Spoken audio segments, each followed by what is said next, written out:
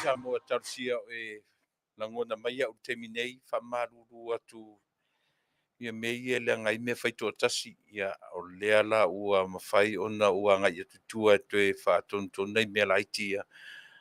But hopefully you can hear me right now. Whamore mole.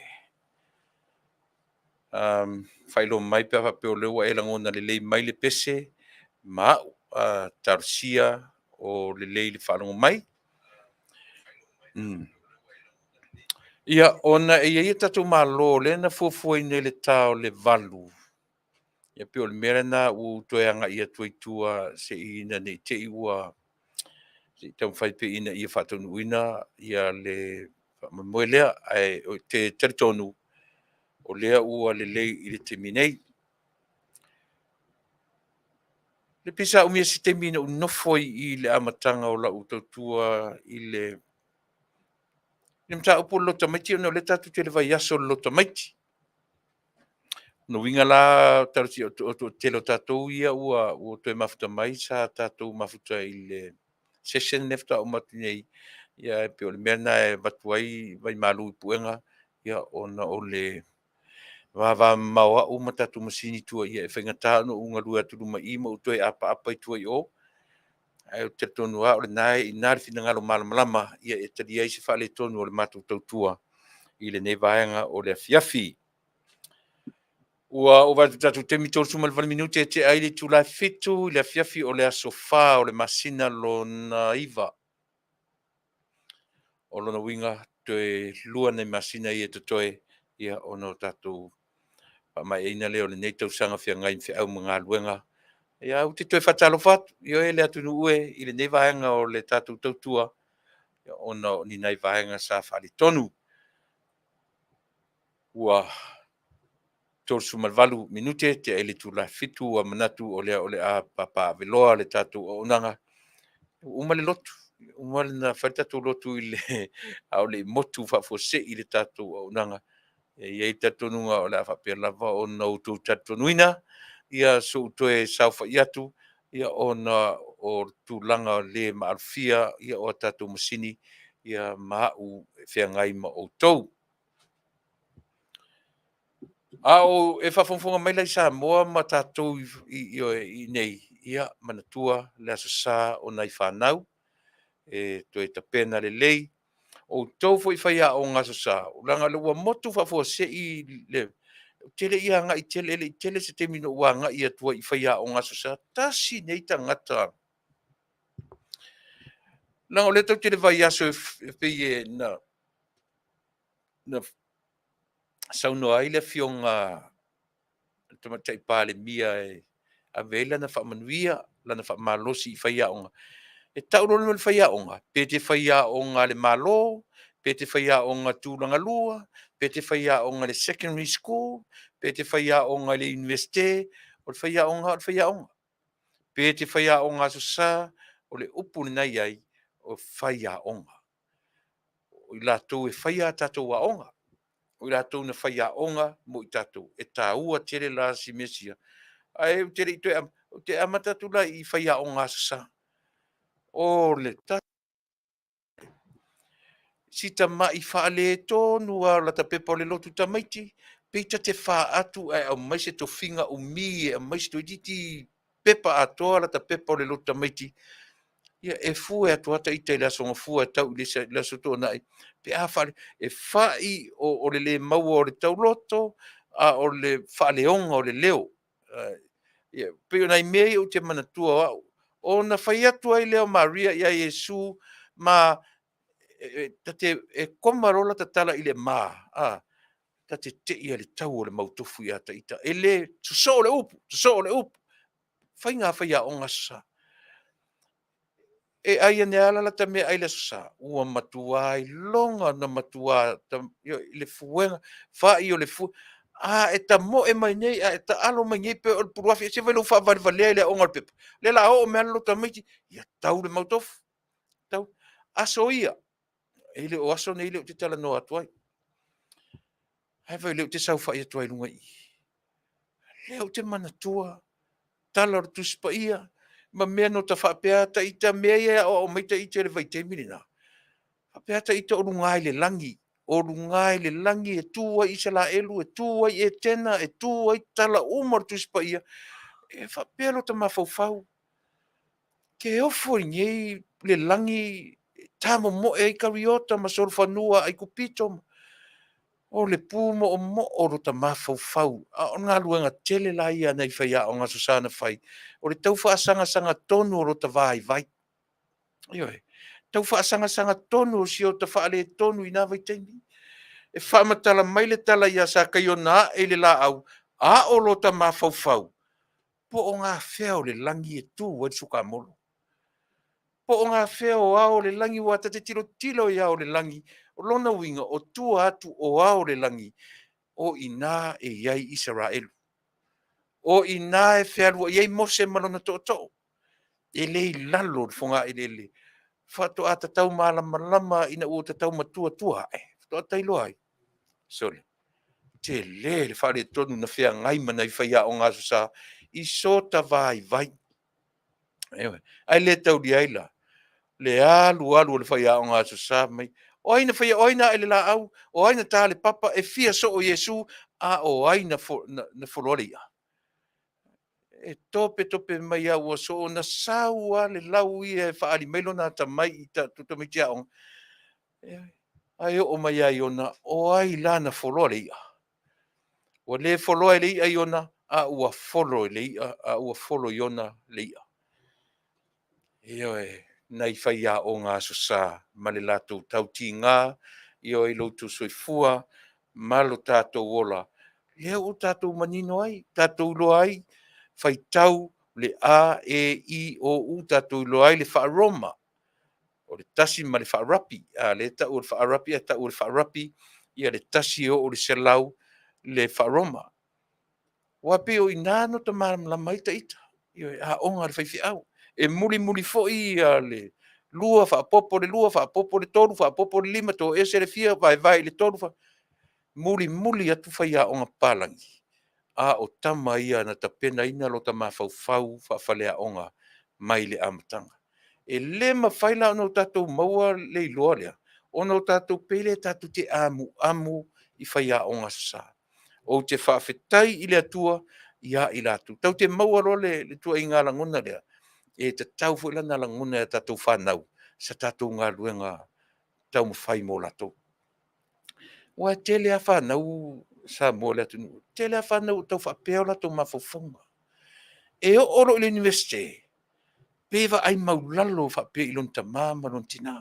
O tele. To a tele whanau o whapeo nā. O tam e ngalo ia i latou si mesia. Pe a o ina saputu mea whaale mafofau. Ua whaulai toe o le pasae mai fafo le poto whaafale aonga. Na fo i mai lola ia le. Pe ua amata na lecture mai anga i matua ta mamaritina. Ua tele le poto whapena i au sia ngā ruenga tao la le atatou matua si aula. So le le o mea lo poto whaafale aonga na te le loai le whea ngai o tōm tangata matua le awa i ta mamaritina tangata matua. Au atu te o mai mamafofonga whaafale aonga whaapoto whale aonga na. E tō te le loa ai le au tele le te mini nei. Lunga o penga ta wha ilangi, o lunga o ia le au tatou matamata i inga ngana. E sau whaatasi e ia matua ma whanau. Upu le mafofau. Au o tau le loa fo ia matua o na whaatonu whalau. Ala tau whanau le me te tau na o lai.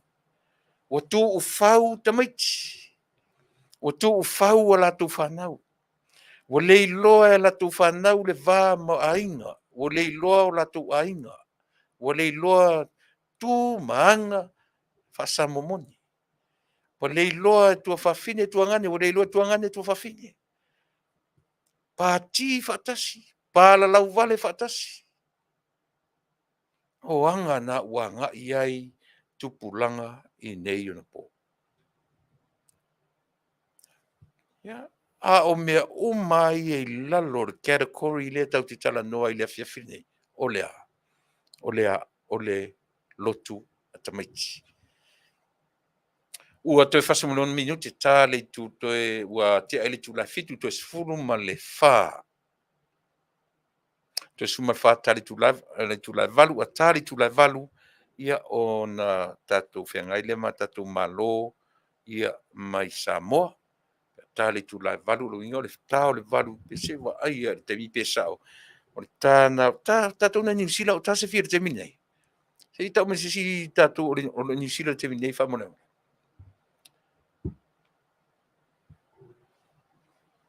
Fia le tā se fia ia tatou inai au ki lani i le te minei whamole mole. O le tā o le whā a utou e te tau o na mafuta mai ia Faafetai rosa le nā. No winga to suma tonu minute ia o na o mai role o tatou malo mai New Zealand ia o le tat ele fo ia te utou tatou malo si ta mai tai fo ilea sa Faafetalanoaga atu ua ave e lo latou ainga ma ave le fale mai lo latou fale e whaatatali ai le teimi e moe ma moi ini atuai ma le lalolangi nei o le utoe au ngā iai tonga fitinga fo mai le ala atu e pe o le atu e whai iai le ngā luenga follow up a le tatou auaunanga ia po le hasi tūranga o iai ia ona ua ia whaongaina le tatou waifu i leo le Asea ia ma maua i nā le suinga o lona soifua e a fua mai i le vaile o le Asea. Le lama te toe taranoa atu nei se i po le hasi talafou. Le hasi talafou o mai wao te mai tai na whaatalitali lo naso e malanga ai pe tai ia o lea wanga le leile atua through the Asea. O toe mawailo na taimi e toe recover mai ai i le tuatunga o le kanesa ia ma toe mawai le taimi e whelua i mamatua a inga, whanau, tōlua, ma le whanau. Lea la toe whai ai le ngā ruanga follow up a le tātou o unanga po le hase toe latest news from her doctor, family doctor. Ia ona toe whaua fuileo le tātou o unanga ma le tautua o le nei aso. Upu ia na amatai pe na anga i ai le tatou tamai tai pale mia le tai o le tatou anu ina ua faila na saunoanga wha Manuia e ave i whaia onga wha vāo malo le tatou atu. Pe no whai atu Pe whaiaonga whaavao malo, pe whaiaonga tūrangalua, pe whaiaonga o le secondary school, college, university, po o le whaiaonga aso sa. O le urupo o le urupo. O le whaiaonga lava, o le whaiaonga. O latou tiute, ma o latou whaifa. O le ao o ina, o le ao o mai, o le ao o atu. Ai awalani i ngalo ia te oe maa umtato uma. E iai le me tau o urua i whaiaonga. O ai la urua i whaiaonga ia.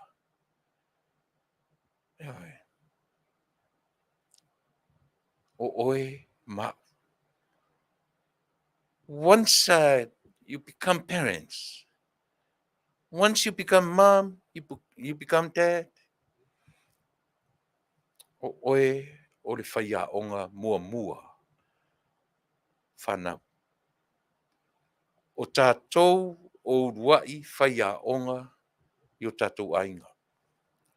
Toi tā uala, a o sau noa rata matai pālimia. I lana upu Manuia i whaiaonga. Mō re tātou rawa tautua ma leo onanga. E tāo whai umai tangata uma o ta ua o whaiaonga. E whaiaonga o tūrangalua, o le whaiaonga o le preschool, o le whaiaonga o le Head Start, o le whaiaonga o le kindergarten, o le whaiaonga o le aonga susa, whaiaonga o le universite, whaiaonga o le ale meta o le whaiaonga. E a fuai oe mau o matua. O urua i whaiaonga. Faafetai le tātou atunuu, ma le tatu whainga malo, i le whaatauaina o menei o whaiaonga.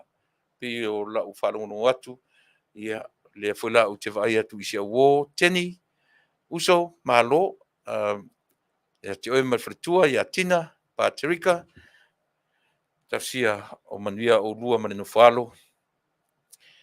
Ia, o le aso sā o le whanau, ma le tapena atu o whanau, ia ilo lato aso sā pai pai. Awane ngalo, o le aso sā pai pai, o le sao le nā, o le aso sā o tamaiti, i le economy, po o le tamao a inga o Samoa, ma le lalolangi atoa. Toi titi foi o mai kirisimasi. E iai foi le sao o le kirisimasi, i le tamao a inga. Not only i le tamao a inga whaaleanganga, a o le tamao a inga whaale tino. I le oloa whea veai, mea nai lei, e mamau o le wa aia le tatou o unanga. E le papau le wa aia le tatou, i langa ua tele le tatou whai mai, ua wha pisinisi e tangata le kirisimasi. Mo me o la au kirisimasi, o lava lava, ma te unga o mo kirisimasi, tātou sa ili le loloto mea ia, tātou malamalama ila ia lea. Le ia lau tele atu le atua le te taritonu iai, na ilo mawhauwhaunga o tātou. E lau tele atu le atua le tātou te taritonu iai, na ilo lana tusipa ia le tātou te taritonu iai. E le ngata la le atua le te taritonu mo o taritonu iai, i le tusipa ia le tau te whaitau iai ia so uma. Tau on tātou malamalama ai, o le kirisimasi la, ma le tausanga fou, ma le loto o tamaiti, e iai o lātou sao, i le tamao a inga, i mea tau whaafetaua inga o le lalolangi. E alai o loa whaafetaua ai. O le sao le nao le loto tamaiti, o le sao le nao le kirisimasi, o le sao le na o aso malolo, ia o le Halloween, ia vaifo le aso tau o le Halloween. E mo ia fai mai e ese le vai e le kirisiano. A tu te sila fia. So se festival la mai le amatanga o le ola kirisiano. Pe fai mai e whaapau. Bacons, whaapau pau mena mafua mai ai. Au, ni liu o tangata e le mawhaina tū mau ai mea na i le soifua whaapau pau. E wha kirisiano ina. E le angalan tatu te o mai whape o bacons mena a mata mai ai. E o ofo il Halloween, a e ai e wha kirisiano, e te le lona taua. I le ta'avilinga o le lalolangi lona tamao ainga ma whaafetaua inga. Ono tatou loaila ia lea, e te le lona taua. So o le atua malona mawhauwhau ata mai na ave i ona tangata. o le taimi o le lou malona fuata, o le fuata malona lou, o na tatou loa i lea. Le aua tatou te whaapu mo ina. E oa le tusipaia le atua, aua tatou te vaai ai le vaai whaapu mo o literally le vaai a tatou iai ma le tatou whaitau iai. Lau tele le vaai. Aua tatou te whaitau wina le papau, io e ma whaapu mo o iai le tatou vaai. Ma whai mai ai nisi tari tonunga, i le eise me tau se kewisi masi, i le tusipaia. E le eise me tau o se, e li whanau Yesu se solusu ma lima. E lau tele lo tatou vai mea ia, o ni tatou malama i lola ia lea. E matau tia le alofa o le atua. Le foi pepese au kerisiano, i le Trinity.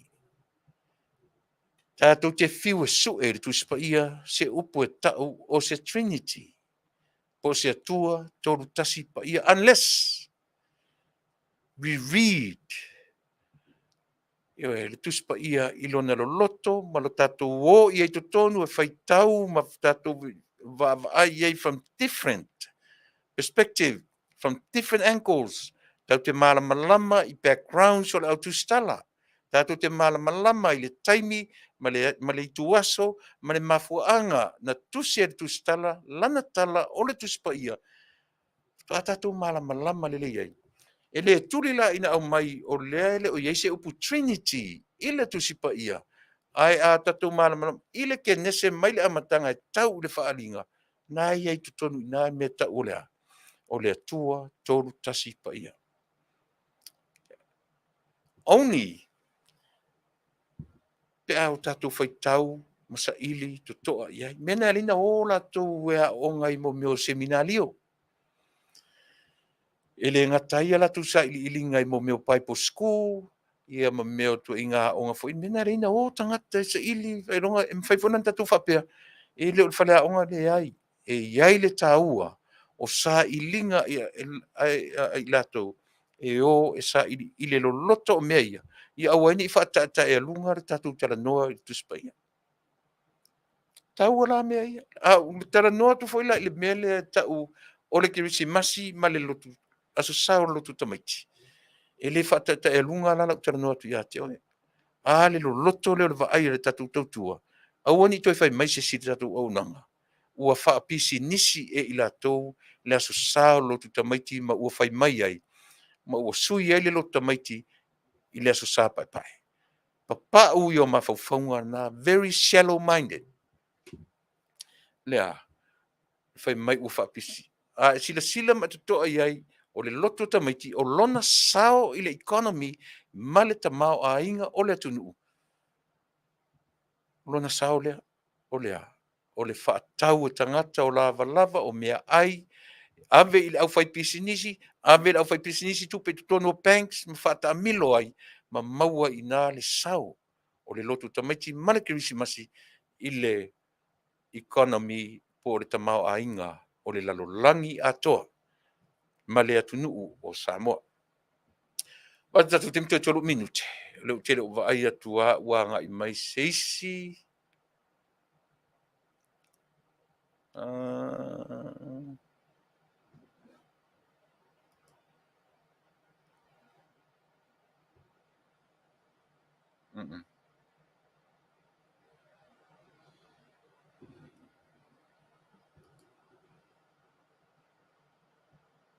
Yeah.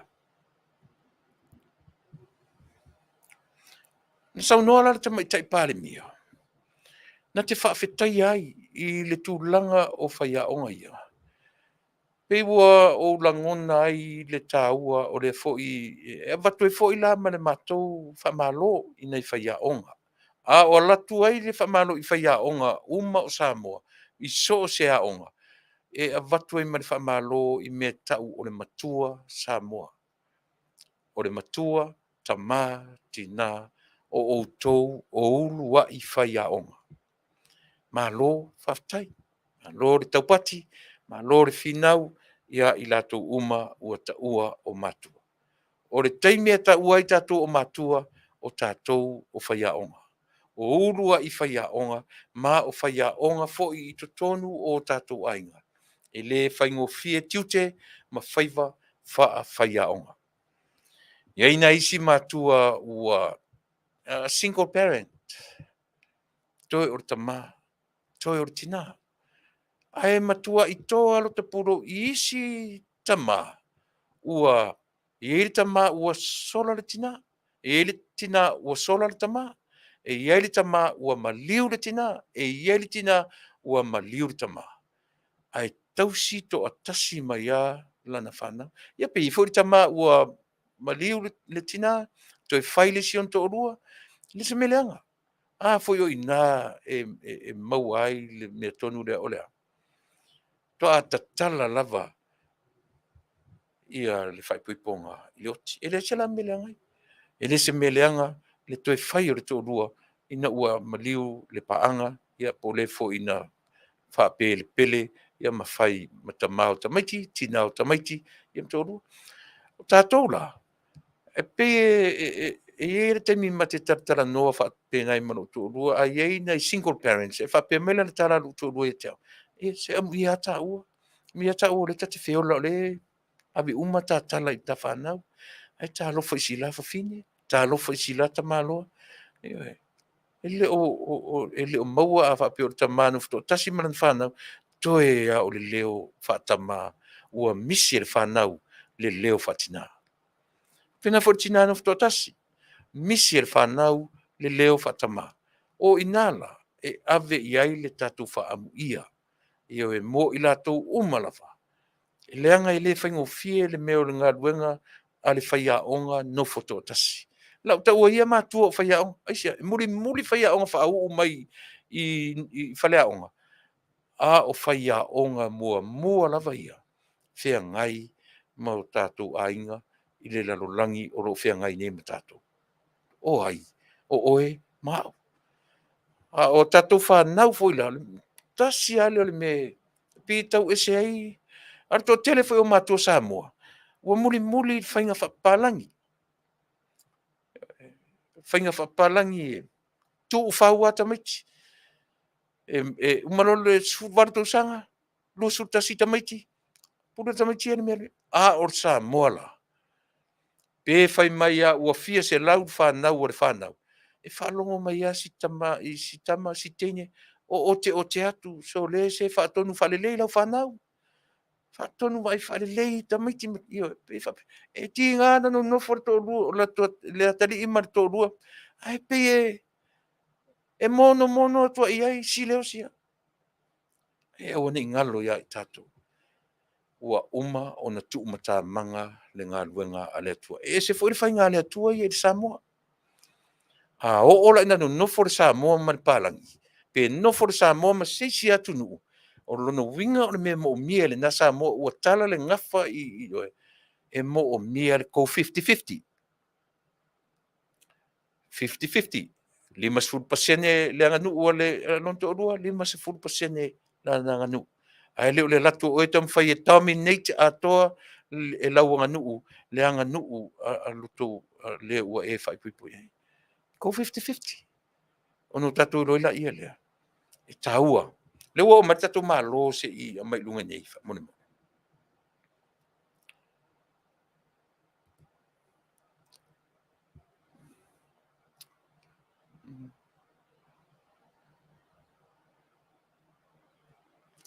Ia.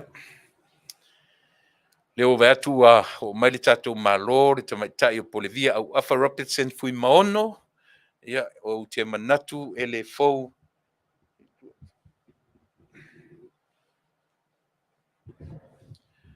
Ia, e le fou ia te outou, le tatu maa lo fo i o le nei Afiafi. Ona o le tamaitai o Polevia na Faaftalanoaga po le lua tolu fava ia so talu ai e tāua lautou faafofoga i lana molimau lea foi lau ou matamata atu lenei aso pe e faateleina so le lou aulelei o le via a Polevia tusa ma le taimi mulimuli na tatalanoa ai mo fenei avanoa Polevia ia avatu le avanoa Polevia e te faatalofa mai le tatou atu nuu ia se taimi foi o mai ia sia ua o Tupa'i ia ma tatou aveavea i le tatou talanoaga e aogā mea ia la tatalanoa ai Langa po le tele o mea o te talanoa i le whaafonga Samoa Polevia. Tau te talanoa i le ape a tatu feoti, pe a tatu mamai, pe a tatu ai Faafetai la o leo ta whiloa ai. Au mai sau mori mau i le tāua o le vaavai i le soifua maloloina, ia ma whaatalofa mai le tatu atunu, ia ona ua matatu ele o tātanoa i nei fasili, whaatalofa mai, ia Samoa man whaaloalo o le Polevia. Ia, Faafetai lava mo le avanoa Tuilaepa, ia, avea ia le nei taimi e moli atu i fo le whaamalo, ia, papena fo i se o tātou atunu i le nei tūla o le aso. Ia, atonu o Manuia ia mea uma i le alofo le atua, mo i tātou uma lava. Mana ia lo sei. Mana ia lo sei e la le lei. O iai so wata e le atari e te olanga o le telefoni. O lo wata na pu e mai na lafo mai Tupa'i. Ai o le taimina o au kimo. Ua le ai se la wau. Ua sui fōlinga. Au whawhetaia i le atua e lo umata matatu. Se lo la le lei. Se lo la le lei a te ore tamaitai. Ia, o le ale tūlanga o iai le soifua maroloina o e mai le taimile nei mai le taimine tātara noa momuai. E se suinga po tu maule soronga le lei. Ia, Faafetai lava mo le fesili. I oe i le taimile ana fo ia. Sa whatau tori ai fo ia whale mai, ma fo i mai le whale, ma lui Samoa fo i mai, ua le lei mea uma. Lena u whai atu ai na vili mai leo la fo mai o te alu atu ona ua vai atu lato, wale te tala ia u whala au e maasani o na tala. Ia o walu le iai, ma tala noa, ma ave iai la le whangu Asea, mo whai ai o te le o te inua ia ni whala au na le Asea le wa o winuina. Ai sa tano fea fai mai ia le whala au e tala. Ia o tele o inua lava le a tatia i. Ai pe tai wono forma transfer au i le Cancer Society. O te ila le toe tutu mai o le vaenga cancer i le fali. Ma toe whatawa nau fo ia ua toe a matau toe. O ana fea le na Polevia. Ina ua uman tātara no mo mua se te mila tamai nei na pe ta te lika lo. Ia, i le vai aso na te atu nei. I ona tu atu. Le lau whai ama la tau masa ni la sia si mai. O le lau te whaatali o tae au lai e toi tau nu umai ai. Ia ona o whai ai lole iai e o le te mana umia la tau toi o mai i lo whali. Ona o pei wo mai ma pei e fosi mai au e toi mana o pei toi whaawau ia kui o le kimo le whai. Ma whaawau ia whala au e toi inu pea. Ai o le wala tau wa ai mai. O te le lava suinga me le wai ai nei. Nei lo le mea sai ai mua. O oe lava ia o le patient. O oe lava ia o le tangata mai. Tulo. O le aso wa whaalongona ma le toe anga i ato fo mai e toe o le aso whaalongona o le Asea lava na e Manuia ai. Ia, o lea lava. O te talitonu ona sa o le toe inuina ia whala au o le cancer. Ai sa o a matalo ona o winu i le Asea. O te iloa ai, ma o talitonu ai. O le Asea le ua mwhai ai ona toe maua mai le maa, lo sima le Manuia li ne taimi. Ai mai se fo ia le lample ngai lo fata ia whapea fo ima lo tua e lua ia tiuma ia na mawai le taimi na sue ai le i X-ray ma MRI. Ia wa solofa uma ia mea uma na talu le kulimia le Asea. Io e Polevia whaamole a Fasa moa me alau ka nesa pe a whaamole pe a io e mo whaafonga mai le lalolangi i nani ia whai nana tātara noanga io e Fasa moa mai tā ka nesa a Fasa. O le ana winga le whaafonga le tātu e kele o mai lātou e mamai fo a pe o lai whato a stage 2, 3. O ele na e o le tūlanga fo i lea o le a fo i o le to iai o se wha moe ua e sauni e te moe. Nā le umi na watu e fo mai a te toe soifua. E te soifua. Nā mai la tau tala less than ono masina. Ia, o le ono masina fo'i le tausaga. Ia le ua fikako i ai le ua fitu masina a le lava e le ai lava se fōlinga o le a oti. O toi au ngā o i se whiau, o mwhaina e sa vali, o e mwhai ona e avea se ta avale, o lea se tūlanga o le malosi, te mine. Ia, o le lava e whai whiau masani. Ia, whapena fo'i le o isi taimi e ave ita mai tila a onga, ia le fo'i malolo le mewa yaso. Ia, le fo'i lawa le ia ini, le alu e trap kamikila a onga, ia mwhai ia, au whiau masani lava pe o le whainga o tanga mea, ia malwa inga o tamaiti, malwa whainga o mea ai. Ia o le lava e whau wau per taimi nei. O le tūlanga lava na iai oe na tūlanga whaataritari, o le sa o lea. Ia o lea lava. Sa au mai a ui le whale e whaataritari, a wā le taimi na atonu e te le fia tilo mai a te au peana e wa ai e le taimi ne nana mai ai au tua e whaataritari le taimi. Ai paula wale mea le o mai le taimi nei ona sa o sainia ia le form fo ile ai i o le whale mai. O te sa tua pole ala wale mea tupu ia te au ia e le a whaenga pa ua i lunga o ma lo to o lua. Ia, ai peita i ane, o le tele i lopura mo to e su e mai ia o le taimi nei. A wasa avea o le taimi le na abatu ta oto se ai. Na abatu whapea o le costone ai umane ina i le se mea na maua. Ai sa afia i lalo o viva. Lea lae o mai le taimi nei, o le pauna o le mea lela longa i le taimi le nei. O le awolo o viva le naftan, mo fi i le tu ua le ua mea. Sa pawala na le mea lea e la ngona le taimi le nei ma tinga. Ia, e mana o mea i se whala au mea tinga e sosoani ai. A lea la se i o whatali se i o i le tae au le matou fono ma le kānesa, ma le vaenga le kānesa le o mai tae au. Ia na o tala noa i loa le iai e te le te mana o e to e o mai i. A lea la walu i la ufoma i o te mana o e whaila se x-ray o le mea lea i lo uliva. Lea na la tau ta o to seina. O te mana o e whai e pole ase mea o whale e tonu o te whalongo ina lava pe e fula. Ai Faafetai le kulimia le Asea lea o te Manuia ai wa o te tano lava i le whaonga. Polevia, e leo iei se whamoe ia te oe e te whaai se lo ia, whea ngai ma le ore ta oto se, tasi lea upu o ngaonga leo te wha, la te te whamatala le ta otonga se, wa e mauti noa na se le whatatau a le fōmai na laina whaita otonga lea. Ia o lea lava, wasa avea ui tutonu i le fiva ma le maanhili. Ai te wa watu ai au i le whaia o MRI, ai te le MRI na whai, whape na foi X-ray, ma scan, ai mawane ai whapea loa e emergency au e ave whailo tau tonga la ona o whatu maa. Ia, lena ave lole o au e whailo tau tonga.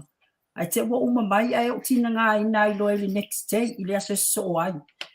Ona ua piliki ia le ai o le camera le e whitanga o fi le tu i tono o lo mutu, te tu lo. Ai la wo fiwe e whai kokongo le liva, ai le mawhai nganga le anga i le au o lo liva. Nā la le na toe emergency ai fo i le o au toe ta otu. No ta otu wha alua i yaso i le si yaso. I lua i ala ta otonga i le vai yaso ala vana e tasi. Ia umalola ia le whtango filoa i le tu i le ua mea i le awolo uliva e whai ai. Wili mai la ia le whamtala mai e tau an whamtala mai i la utama ma lo to olua le whainga ta otonga. Ai ina ua o le pole na ina ua o whai iai wa ai atu la o tinga ina. Ua fia sau le whale. O whai iai o te sau le whale se whai se matonga whtanga ma lo to olua ma la whanau ona wa ai atu wa tu lang fale tonu me le pole na whtanga whai lole a mai le ia o pepa uma le fale mai. Sa tilo ai lola ia na uma wai la ia le ala na sele ele i maua se fatu maa ona whai mai ele i maua se fatu maa ele ile tautonga ai wa tauto ai wa leanga I lua lo uliva na lano ia o te amai ai loi tua ia o saulo la ia lea wala ki lava o ke lo a wala ki a o le ingu pele Asea ia o le sosoani tele na ia te a watonu na mawhai e pio na ulia mai le nei taim a wasa usau wale fale ma no o te amai lava le pole na sai ni ele pepa le na ia o saulo la ia lea e o fo i tanga tolo a inga ma lo tuangane ia whapea mai o te le toi o se tūlanga le nei pa ai me la tō e whamai e le ai e saoa ia tala ale fōma ia ai le ala woto e wā ai mai ia woto e sui a toa i le nei whaitaim ka lo fai ia o le asa o tau iai se si e lapata ia o e se tūlanga o se lo ia e tusa ma le mele po roa loto whamangalo le ale tūlanga o ia ia Samoa foi ia ele a inga ia sa pape mai la tō ia tu ia le atua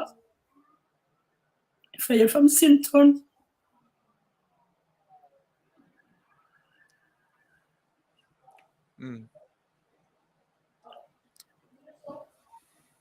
a tono le wa ma o mal fiso so ani le Asea ia whamangalo ia iai ai la tō una o te lo foi e alu e foi le taimi le tau whaingongi pe a whapea o te mana oi e sula tō ia e alu e foi le taimi ma alu e foi ma stress out ai foi sisi taimi ai si le lo le whamangalo ia la tō tu atu le atua e whaia ia whamsinton Faafetai Polevia e fai umane ngā i o inga a fō mai a te le tau mawhaina le a siar temi le po ua e tau mawhaina lava lea. Whatoa a matana na inu le Asea pe to awa yaso. To awa yaso na o winu le Asea. I te mina o te le oango te le fo iai le inunga le Asea e inu lava le tama i pule na amai ai. A ina ua umamai loa le fale maima o ina loa lana o whamaoni ai loa e inu lo le pu malamalama atua. Hau te teimi mua le vai yaso i le amatanga ina sa na o lo tango ai inu fo ile pule ama ye fuai ai ina ua o ile fale mai ma fo i mai le fale o ina lo na amatai lo na o ina lo ile pu malama atua e o mai lava la te minei o lo e tau mawhaina lava ile pu atua ia e o mai lava te minei o lo ina pe ile pu malama atua pe tai tolu a o kai e fai vai aso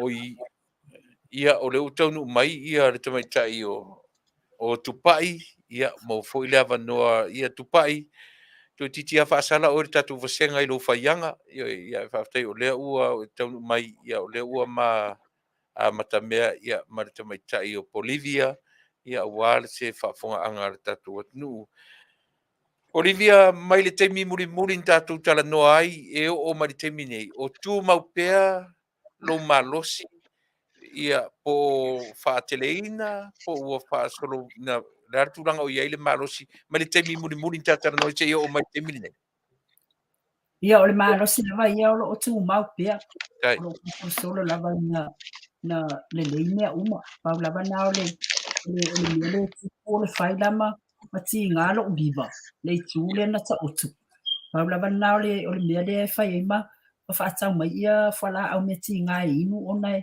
o tele mana o fo e inu umi ia mo fini na mai fo mai ma sani fo e kele o inunga la ia mo fina ma tele na mai fo mai vai e fatu ai nga a fala o meti nga mai ia na o wan na lu ia lo to watala mai e fale le te nga fala o meti nga o mo so e le lo a pe siri ele mai o le tasi e lo ai po le ale me e work ale me a fe me la to e inu tai tu la mai ia fala o mana e fa ia o tele o inu ina ai o inu le pena to o mai le fale o lo ai e tau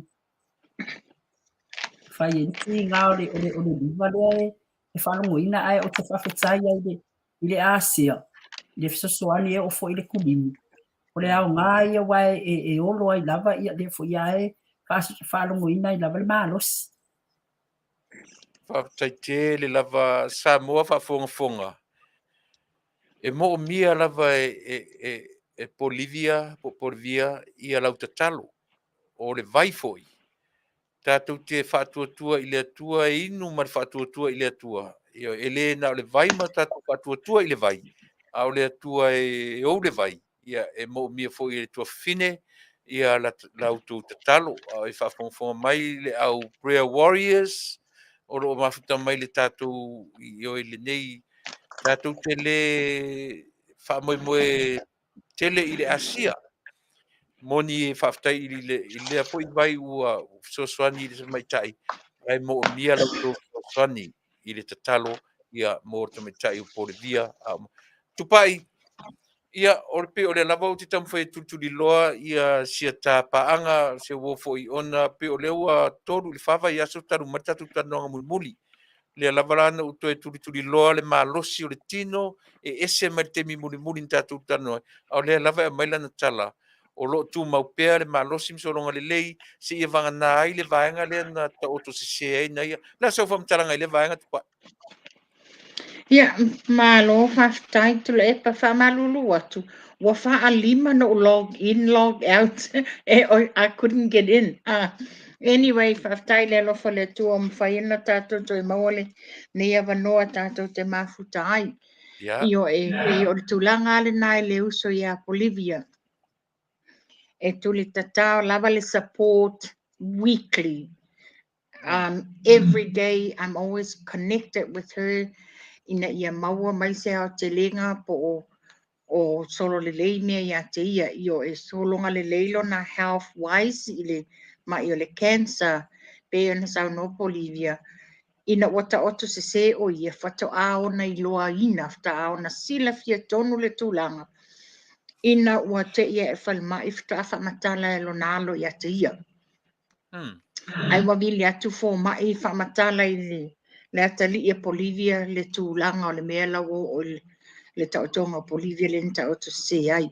Ia, no o fo ia le mātanoanga ma le uso pe ona e saunua e le tūlanga I tau le lo ia e su because o le mea na te tauno o iai o no lātou wa whaia le tūlanga lia. Ia, na o tali whaaniali le uso. Ta tia tu ia I lumo le tua na te whaia le whaamisinonga. O tūlanga lale nei pe na mātou e tala no ai fōi. Awari na te leo toi ele o toi nuina ia tala vai fōu ia na o mai I whala o mea tinga.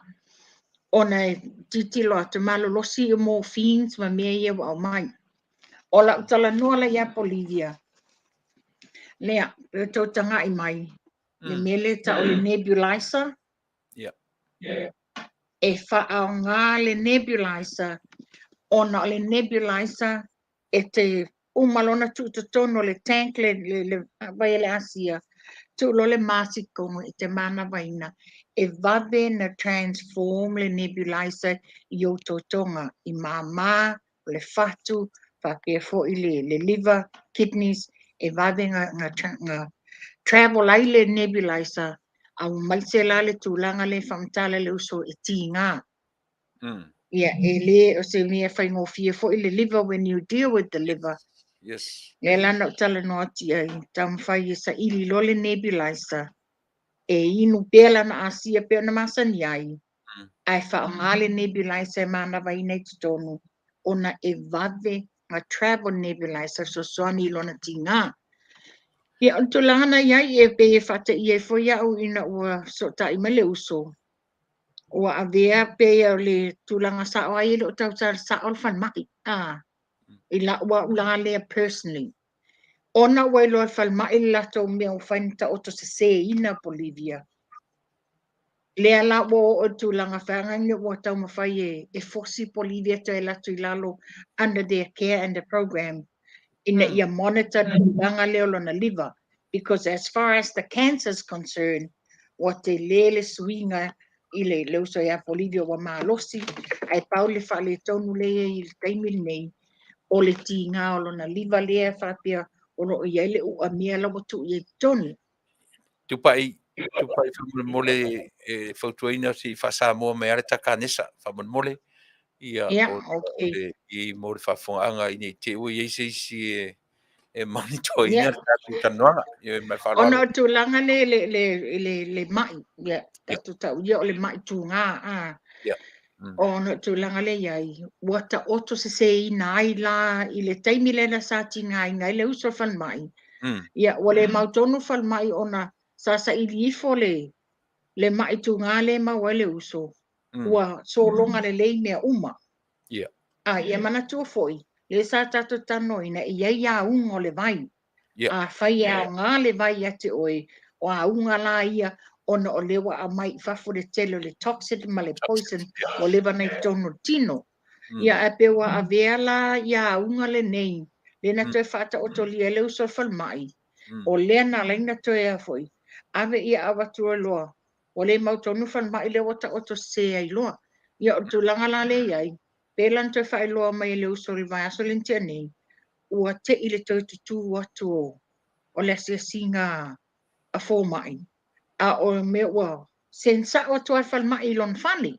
Ia o le la singie ia. Wa na whamtala e Polevia le, wa ngalo nona a mai le tato interview taluai. Ina ua langona e ia le tinga ina le taimisa I whale mai. Lena no whaima ave ese fuala au ia na watu le. Ai tu te tono pusa tishu. Lea na langa asia sa ingu au ia pe tono whan mai. Na talo sanga Polevia, awane to e tuia lona tino, awane to e watua ni whala au, o ia ufia te aitua. E mumusu whan mai, lea na whapena mi whaila le pepa saini Polevia, o le a te a malosi lava ia itua I lona loto malie. Le la sa whapena whan mai, a whai te aitua I ese me tupu mai. E saini la le pepa le se tua inga ngai whan mai. Le nā malo si ia Polevia leo mai le so. Leo o mai le so. E le toi fo e ia whan mai. Ia e peita e fo I mai lan ta whao ngai Samoa. Ia o sa ili solo whan mai e su e. O la tau te tenunga ai wa lewa na moe le uso ne. Le ala se leua ofisili a Polevia.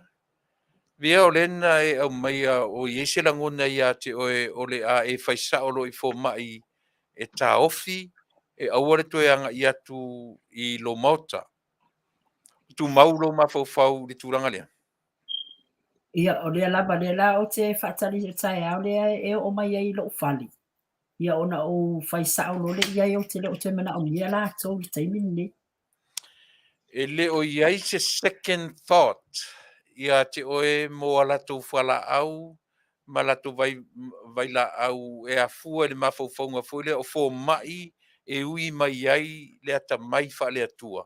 E le o to iai so se second thought ia ki oe te tali ai le tūranga lea. Ia, patai ma fesili.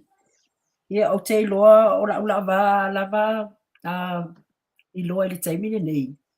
Ia, o mana o e whaataatia ia whala au. Ona le wo uloa nei le wo fitu nei masina o te inuina ia se whala au. Ma ua solonga le leimea uma peo le mesa iai le taimia ai le imai. Ona o le tele o taimia e inu e whala au. O te tango I le su e lungo le kuku. O le tele I o side effects. Ai o taimi fo ia o inuina le whala au. O te langona lava lo umai ma le tele o aunga e maua mai ai. Ai o le taimi nei, wale ai ma se ti ngā le ulu pe o le mena masani ai, whawhau, mea umanana maua i le taimi lea au inu whala au. O le lawa o manatu ai lua, wa sili ai lava le tu maulo le Asea, ma le kulimi. Ona o le lava o te whaanongo ina i lava le maarosi lewa, o fitu nei masina o lo o maua pe le maarosi. O te leo toe fia mana o mia la mi whala au ona e tele ia lako side effects. O le ala sa utala wha malosi Polevia. Toa tele I o tangata e maua le wha mai lea. Mai le tu ititia le fisilingia o le tala le uti whai atu. Toa tele I latou mali liu ai le itaitai o le stage 4.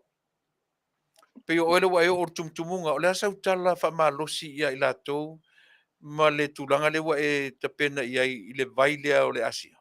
Le asa ufautuanga mo i latou. Ia, sa ola tala foi le Fasa mo ele awa ia e lau puata mawhainga. Ai, e paula wasi au whautuanga i nei tangata ia e la te ilo le lava le se senga o le pea whapea e tu ia whala au. Ona e lato, e tele o tangata e tala noa ai fo i ai, whai mai lato e tele i o mea e o iai pea inu whala au. O te iloa la, e mawhai lava e lato ia ua fia mana o e inu le vai. Ia ona whamaoni lo e inu le vai, ai whaataatia la whala au mo sina taimi. Ona lato ilo ai leo le ese senga. Tupa'i. O lea le tūlanga, o le lea la ue lo atu, tasi le whangu e inu le aso, so le taungo fie. O lea la se whaatatau ia mo o le whea ngai ma le mai, whea ngai ma le vai, ai le taungo fie le vai. O lea se saunoanga i le tūlea. Moni sauranga Tuilaepa. Ia e pe fo na ia i si taimi o tatou whatatanoanga le tali e le uso ia Polevia. E tasi lava le ola o tangata. Ia whaata ua ina lo soifua malolo ina. Wata tonu e whaata ua ina mwha mua. O le a whaapea o na wha umi aso le maftanga. Ma le whanau ia whaapea whata ma le ainga ia ma le ainga. O le whautuanga ia i tangata. A whai lava o oewa e ta tonu ma e whatuatua i le atua soifua e fua i le malosi a wala mai fo'i whamanianga ma le whamalolonga le vai o le Asea. Ia o la elmela atu uai pia whapea o inae mau ailo malosi anga. O inae toi mau el maftanga mwha a wawo tu te whai. Ia o tūlanga na iai e whaingofie mea uma pia whapea tātou te wha mua le soifua malolo ino tangata. Ia, ma whapea foi ona tātou whatutua pia i le atua. Mua tūlanga le iai. Ia, a whaila e te le tau mawhaina le vaile nei. Ia o le ala tūlanga la o ia te oi. Ia, tātou tala noa whaona po nei. Ia o le apu soifua. Ai o tūlanga lea whapea o iai nisi o maua le nei maitunga. Ia o loo iai tātou whanau na e tua iai mātua, lima iai mātua sosoani, ina ia mawhai e lātou na maua le vai. Ia o nao sina whautuanga le nā e pēna sauno. Tātou te le whailoto pe pule atu i le loto i whale o tangata ia. Ia ai a o tangata lava ia moni lo nā lofa ia te ia ma lo nā inga. Ia oi loa e me tau na whai, wha mua le soifua malolo ina. Ia whapena fo in whaataunu ina o mai nisi wha moe. Ia, o te tatunu o le a tapena lava te maitai o Polevia to put a stop to it. Mo i latu e asesi atu i lona whale. A o te tatunu Tupa'i o le lui fo ila lea mo i tātou sa moa fia feola. Fia maua ma fia umi le soifua ma le ola. To lua to tangata nei au te anga i mai nei i le tatou studio. A iei le si telefoni na telefoni mai i a soli. Ia ana utalia. O le tala le tangata na fisiri mea tea. O le a tonu wā le au ngā o le vai. O le a tonu a se wha mai e au ngā i ai i a lea vai. Ia la utali le na wha i ai. Au te telefoni. E tutu sa tatou tali i oe. O le vai e le ai for any particular disease. O le vai ia, o le fo mai, ia se wha umamai lau tali pe tutu sa tali Tupa'i wha mole mole. Fo mai o musele ua wha le ao ngā ina, ua pepe o tātou tino. Mantua lo whapea mai fo mai msainisi. O le soifua o tau sanga waru i lunga. E le o tutu sai lai lunga i le malosi o lo tino. O tau sanga waru i lunga a o lo soifua malolo ino o sau lalo. Ona o le tele o musele ua wha le ao ngā ina, ua pepe i te tono lo tino. Ai vi ia le alofa le atu o tātou maua le whamanianga i le Asea. O le ua mawhai ena toi a mai lunga le malosi o tino. So mea lale nā e tatau na tātou inuinga. Wa o le fō mai le in whai ena toi wha le leia. ma fa'aolaola musele o fa'aleaoga ina o tino. E pena e saunoa Tuilaepa o le asia le o se medication Yeah. It's a dietary supplement Yeah. or help it repair, restore, and rejuvenate dead cells o lotino. Nā te toi whaolaola ma whaaleleia musele o whaalea o ngā ina ma ua pepe o tino. Yeah, this is a very old-fashioned mentality. Olea, na o tangata ua mamai, ma tangata mātutua. Se i whamatala tupa'i, olea tonu le age, olea tonu le tua i ngā tangata, pe ole vai mō tangata uma, olea le age group, e whaongaina le vai lea. O le asia e so o se age group mai le tamaititi pepe se i o tangata mātutua. Ia manatua, pe ona whai mai o le asia, it's a dietary supplement. Wa iei fo ia pepe wa whana nau mai se tulo, o iai whaafita au le mai o tino. E le malosi ato atoa le malosi. Ona e le develop le leo lato cells po muselo tino. So o lea lai... Hold on, Tupa'i, please.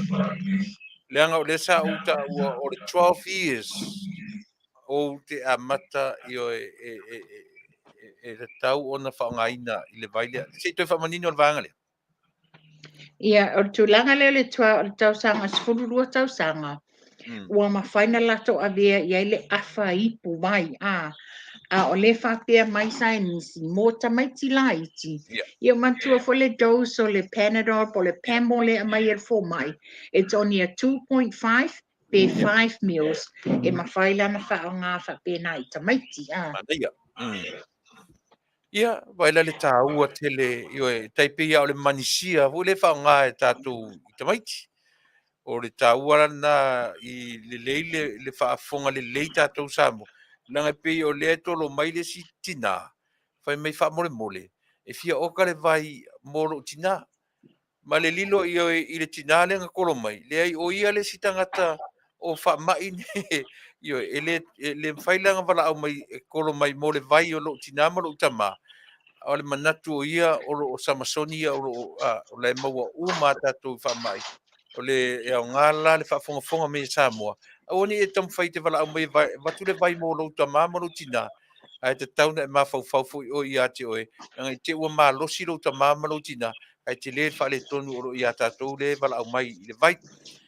Toi o mai tā ua mea ia langa taun tātou toi revisit mea ia Tupa'i whaamolmole. O iei le client da wala au mai na nei. Po le ale e se senga o le vai le maua i lunga online.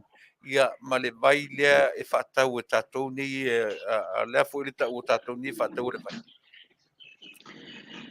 Ia e whamanino atua e whaingataa ia na malamalama o e leo member i te tono le asia.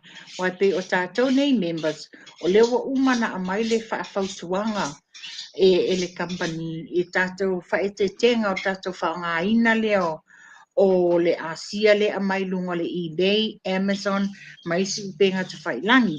Taimile nei, wai iai whaamaoninga o le tina manisi fo i o mamalo le tunu.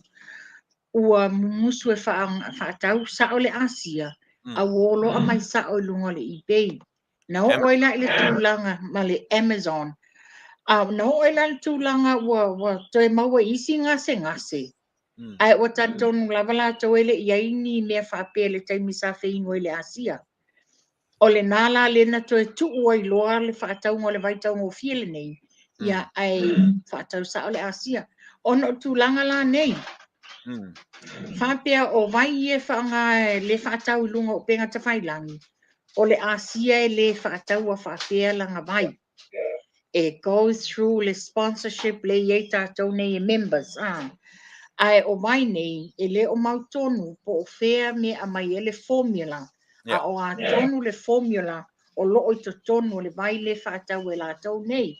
Le la sa mai le lapta inga e whae tete e le o le tau ngō fie. E le o tau ngō fie a o le fesili la o le a tonu le formula le to tonu o vai nei. Ia pen fai atu. Wa ia le whaamaonianga ie ua ngase.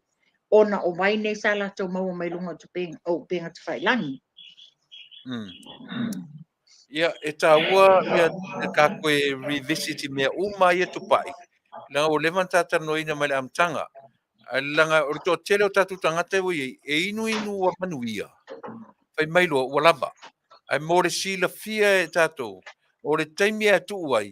E toe o mai ma wha mai nā saia e tatou. Una urang o nei na foi ni mea na. Una urang, ta inu foi u wha pe a te o koriaka le mea o malosi. Ia ele umia o tu pe atole vai aso lu vai aso ele o le tu fo ele tu a o tu ai mele o ka tu ni sau le vai o ina te fa no inai o to pe o to anga i mai men fa no ino tino se to e fa lo tele si vai ngasia E moni lava le sau noanga li vala lea Tuilaepa. E ser ta ua tūlanga lea. O la ule ta ua le suafa o na iei nisi i le mata waenga na o i le tūlanga le nā. O wa maua lol malosi o tino. Ia whaapelo a ia tūloa me sili le wa o malosi le ai. Pei fo na whaapea mai fo mai. O tātou adu lunga le tausanga o soifuanga. A o le malosi wa whai i fo i lalo. Ai Faafetai o le Asea le wa toe whaapale ni ina lo malosi. Ua mawhaina toe sau lunga lo malosi. Like, ua lava lau energy, ua mawhai o ena toe whainga luenga sa le mawhaina whaia. O na o lea, o le ua toe whaale leia musele, lea sa whaale angaina. Ai a whai lola wa e mawhau wa e malosi tu lola vai. Ia pēne sa e toe fo i lava musele nei i le mea sa iai ona o tau sanga i le o toi whai i fo i lalo o le o matua soifua. E ta tawa i la na wha wau pēr lau inu manga. A whai wha pēr o tūlanga le sa e inu le ipu mamlama tai au ipu mamlama le fiafi awa matua mawal malosi. Awa la le tu ua, na le tango le wha ai titi lau inu manga. Ai wha wau pēr ona la mua iai le Asea mwhaini toi wha ane leia ma toi wha o lola o musele. Polevia ia lea ua matauina e le taugofie le vai mo oe a lea te whangaina uma o le gel o le vai lea le ume te inua ai le pusa ato e tasi Te le au taimi e tasi lava le asu. i le pusa vai le whawhangu i tonu e fia aso le vai aso e te inuina ai e wha aso e te inua le pusa ato le tasi Ia e tasi lava le asu le whangu. Kalo whae sole Ai a whapea fo i e mamaini si o le whanau. Ia whapea nā fo ia le ainga ia e whaainu ai fo i le vai lava lea. ui o lea ua inu uma i alo ainga Ia o lea lava e o fo i ia o grand kids ia e to alua. Ia e tau kale mai loa pe kau mawal fulu ia whainu ai loa ma mili ai le whatawhati. Lea la le tūlanga tau se leni le leilo lo whasoa mai mea ia mo le sila fia i la tau ia tasi ale whangu ai oi pe whai meo taunga tau tu ser tau mal tau le valele e fia la se tino i tupe a lau se sunga e alu i leo te le asa uwa ai le pache te oe mo le vailea i le masina A o fika ku ia le masinga pe mawala vale afi. A wau i si taimi e tai lua o pisa vai e mai i le vai aso pe tonu fo i le vai aso. ta fe sole kalo fae sole Ia o lela ua mau atu e le na o oe ua inuai lo to olua o lau whanau o lau grand kids a ua e whasoa fo i lo ainga i Samoa o sa ole. Ia o lea lava. Ne fai sa ia sita wa inga na fata ma lato o vai. Ia na ar fata si foi ma le vai si o si o tua ngane le Samoa ia la fata ata mu foi ia na. Ia la fo fia wo o ma watu le vai wa o te na o pe ai fa wa pe on. A fa pe fa wa no o winu ia o te na o foi. Fa wa na inu lato. Ia le nasa mo tu wha fonga mai e whai ngofi ia se whai taura ia Fai o pili, Afiatalā e alu le vai. E lē na o ia, inu mai malona. Si mea tātou le tele, e tau atu le se lau onu se furu tālā i le pusa. Ia pe fai mai e tutusa le tau mara tau o le valele. I se whaukala i ai. Tupa'i, e leo iai sina tama i special discount mo to inga cases whapea. Ia ole tūlanga ia e na ole taimi lava e te member ai na mauai lola i o lau discount. Pe e iei si tina fo i sa wala au mai. Ona ua member nei. Le lai whapea mai na tu sei ono pusa vai na oka taimi tasi. Le la whatu tina. Pe se lau au pusa vai e oka e alu lava i lau discount le wa iai.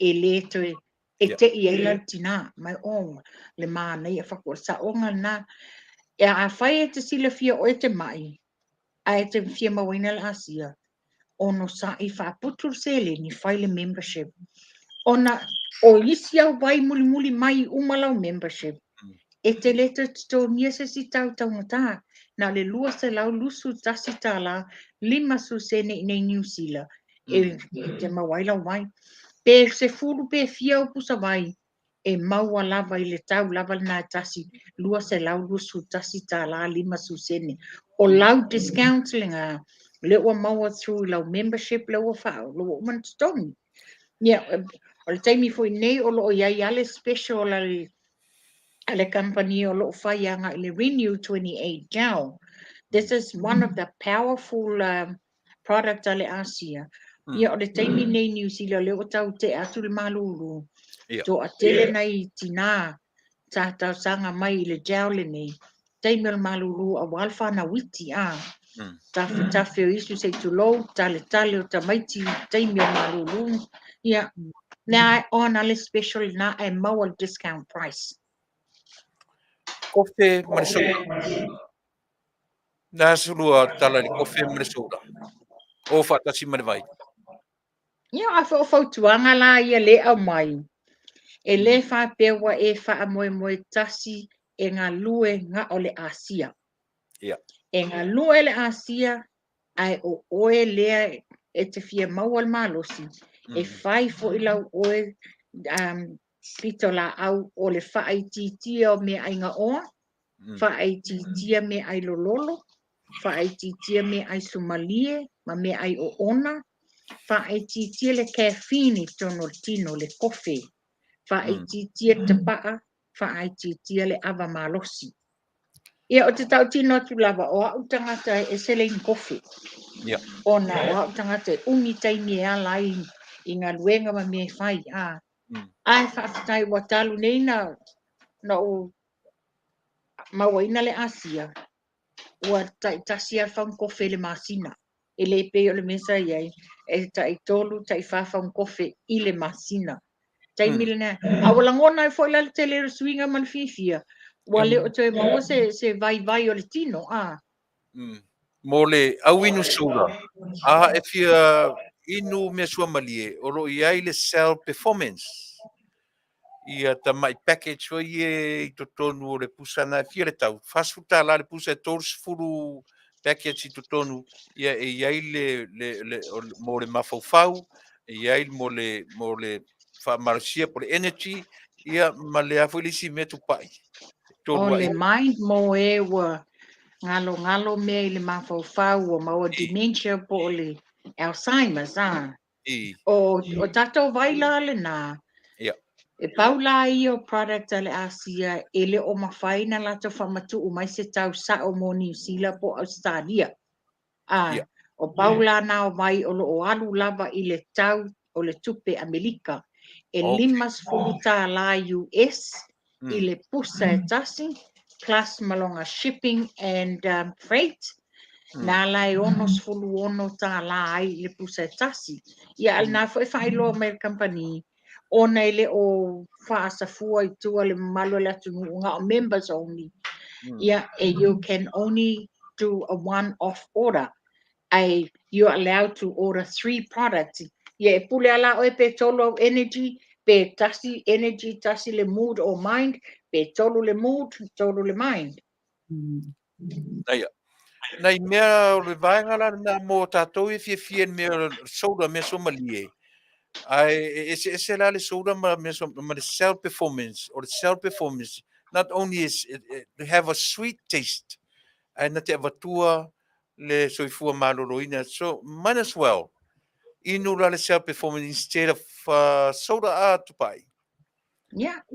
Ia mantua fo le ta sanga mai tātou i o tātou i mia le Asia.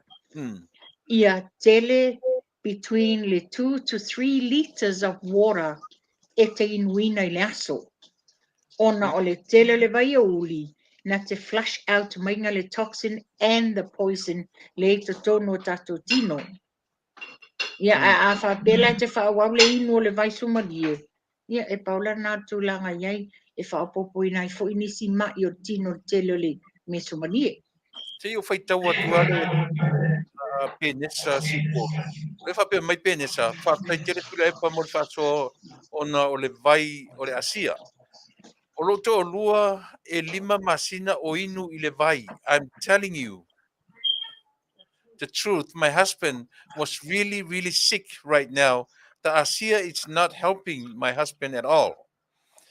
Now my husband is out the hospital to the rehab for 3 weeks now. He's home. O lea ua tausi sio to olua I le whale tele me o rona tino a whaina o tele tatonuina tala atina ia leanga tolu ipu malama te tele I le aso ona o le fia malosi, but telling you the truth doesn't work. Yeah, so no mai. O la u whautuanga la tina le Tuilaepa. E iai le o te leta o le swafa. E iai le tangata whai pisinisi la loi Wellingtoni. Nau o tūlanga lea. E whai mai e inu I mamlama ai le o iai se swinga. A whai mai wa mai wa fiva. Na wala au mai la lea ia no o siri ngia la lea. O le ale te leo le vai a uli a loto o lua na inu le aso. O le tali whai mai a te au. O ia lo to lua le finu vai a uli e inu le whanguinu. Saku nā wa e to e tali lava oe I le tūlanga o le mena tupu I loto o lua. O ngā olo o whaapea sa o mai ale Asia. O le vai ia uli e le o se soda e le o se whanguinu. Ia o tūlanga na iai le tina le nā. E le whaapea wa le maua se tonu o le tamale ainga. Le ai. O tūlanga iai e te inu e te whaapea fo ne munmuta I ta iala wa amai ele Asia I a tātou umane wa whainuai. Ia tele le vai a uli e inu wa o inai flush out mai ele toxin. Ele eila se o ngā whapea e te inuinga whangu ato ele aso. A e te le inuinga te vai a uli. Ia o tūlanga na iai. Ia le nala penesa tausia e malama e sao o le whaatonunga nā le vai. E o whaatasi ma le vai a uli. Not coffee, not soda, o po se vai sua malie. E o whaatasi ma le vai a uli, the reason why, e na te au mai I fafo, e flush out toxins from our system. Ia penesa, ia le leila ona e manino e le tūlanga na, ia mo le silafia. Ia, Tupa'i ma Polevia e isi me tāua e le ipapa'i ai le tātou taranoanga I le temine. O te tauwhi whaopopo atu Tuilaepa pe o le uso le nā whapea mai wa le tatonuina ia le whaasoa le avatu. Ia o lau lava le nā whaai unga ua whai. Ai ona o loo whapea mai le Asia. E le whapea e te inu atu lofa fo e whaamai loa mai o tino. O e se tātou mo tātou immune system. E se tātou o lesi tangata o lona immune system e develop fast. O lesi tangata e very slow lona immune system. So it takes a while e inua I pele vai ma maua pele ono sai. Lava le whatotua ma whaongaina lata I ala I o le vai. It can be 5, it can be 6 to 9 months. But o le lelei, o le nawa equipped oe, whaainuina le tino ina ia toi whaolaola tele o museli. Not only our immune system, our hormones too. Yeah. Yeah. Polevia, leo toi umi statu teimi. Ona o lea wa o mai pe nesa si polu o na vai ia ma tūranga nei ai. O oe a la le ki ma le tatala e fsoswani. Leanga oe le fea ngai ma popua ngā ma le mai. O oe a la le ona o le atonu ele i o iai pe nesa le loto le wai o iai. La le tele o le vai na e inu whaatasi ma le Asea. O te e a mai lava ia o whangu vai la po ai pe valu ile ia e pe lua ia whangu vai la po o te inua whaatasi ma le Asea ile aso. Le tūlanga e whaafia lana e alu e fia a taumawhaina le le ufasam e vave ona e alu I le whaleta e le tūlou e whaafia ona ave o e whaleta e le aso ona o le vai auli ma le Asea. Ia e tele taimi e te alu ai le tā ua. Ona o la e fisosoani ia le vai e fufulu ma I fafo ia mea le tutono o le tini. Le whamarurua tua sa mo na whafoanga le pila tu self-facili ina ia malamalama ia le tātou taupu. Ia malamalama ia tātou whamarurua tu I whapea fuisesi o le mawhauwhau ta facili. Ia e pio mea tonu ia a le malamalama. Si le fwoi na tu tātou tanoa au toi whaia. Ia pio mea tonu le na... Te fia sosoani atu Tuilaepa. Ia. O ina le peona e silingia le uso ia Polevia. I o e. A tele lau inu manga I le vai a uli. Ia. E te whapena fo ina e tu lai whaafia. E te tu lai whaafia I lau whi au vai. E te taulana e Faafetai ai. A whai e te tu lai so o. E tau mai e nā o le nāia o ngā nau a mawhaina a mai fafo le tele le toxin and the poison lei to tonu. A whai e te leo lava lau ta mawhaina o le vai auli. Ma e te langona e te le tu lai so o. Then there is something wrong because o lo tu lai so o. O le va ainga ngā wa o ngā le vai na wa amata na flash out mai. Man tua fo I le vai. It can detox ia tātou. Tu lo e tafi le lei mai ai ia le manava whapena o na flash out mai le tele le toxin. Ia pena e sau no o tātou tanoanga le tau te whaasoa. Tātou te talangoa I le ngangana tu sao a ina ia whawhaingo fia ine. A whai o oe o le te tau mawhaina le vai ele o lava lau inuino le vai o uli. Tu lo Faafofoga'aga Samoa. A whai e te tū la I whi au vai e te iloinga ua sama tele. Na e loa la ia o lo tele le toxin ia te oe e le o lava lau vai a uli na inu. E te loa lava le tele o lau vai a uli ma e tū lai so o. Ua le stain le lango le whi au vai se tū lau. Pani. Pe eri o se fo mai eri pe mo so tu si fo mai eri Tupa'i eri ide. Ia, malo A tonu wao ngā le Asea uma e anu Faafofoga'aga. Ia malo Faafetai ia anu sa fo I se le malama le nei ua. Mo tātou nei Amerika. Tau whaititia le mea fōle leo lo sau whape te sau e tutongi e ma ua le vai. Ne sau le whatau atu I. Io iai le popolenga le mea le nā. Ai le leina pa. Mo I lātou I e mempa. Aua te to e mempa. Fōle le mawhauwhau. E mawhauwhau lo su Fuimaono. Era o to te lala matangata fōu I ua mempa. O le lātou whamoe. Aua ne I to e siot. Aua ni ko sioki le lākou supply. O isi fōi lātanta mempa. E le ngata ng whātalitali le lātou monthly supply. Au o toi o kalawa lātou. Ina ia. Awane I tu ititia le lātou supply. Faafetai tele a Polevia. Molo soswani o oe o tangata mai ua toi whaatoe tū mai. faitau na u faitau afe au tupe na u alu io i le vai ai te leo toe popole i se tupe ona o lewa e mori mauina le u whaainu ai lou a inga atoa o lau pānau o lau te orua o grandchildren o a ina e apa i Samoa ona o lewa e mori mauina ia le au ngā o le vai ia te o whapena fo i le tātou uma whawhawhawha mai i New Zealand mara awane i le o lua tasi lua i valua tolu wono o tasi. Toi whawhonga mai o le walauane i le orua tasi lua i valua tolu wono o tasi o to uma lo New Zealand. Ia walauane i numera na mo tato ni Amerika. Walau mai i le 5 lua tolu fitu o no lua. Io e le leilo walau mai join as a member. If it's so ni tele mo lo ainga ma oe mai le motu ai lo supply.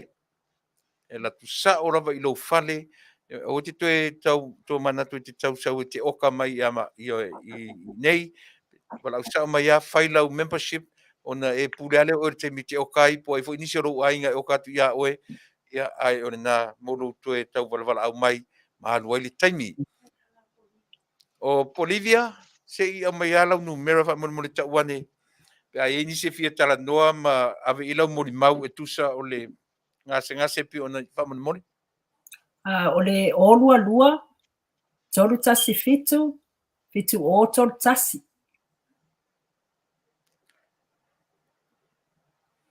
Olua lua tolu tasi fitu o tolu tasi.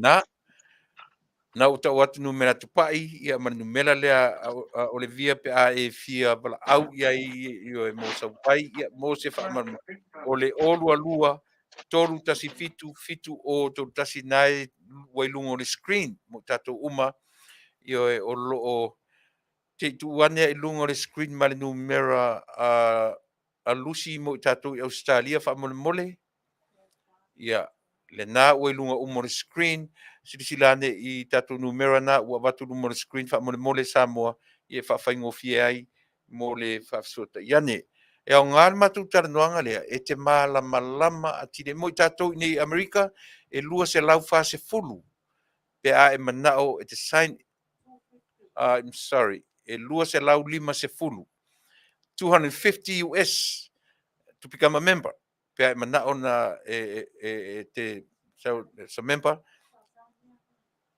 ia lena io e fa mole mo tato ni Amerika aua te telefoni mai le telefoni lena ua watu on fa manino atu le ia te oe i le 5 lua tolu fitu o no lua mole fala au ma telefoni le ia a mo tato a New Zealand Australia ia fa sota ia ni telefoni umana watu lunga o tato o le tato wa foi o le screen mo to see the fear.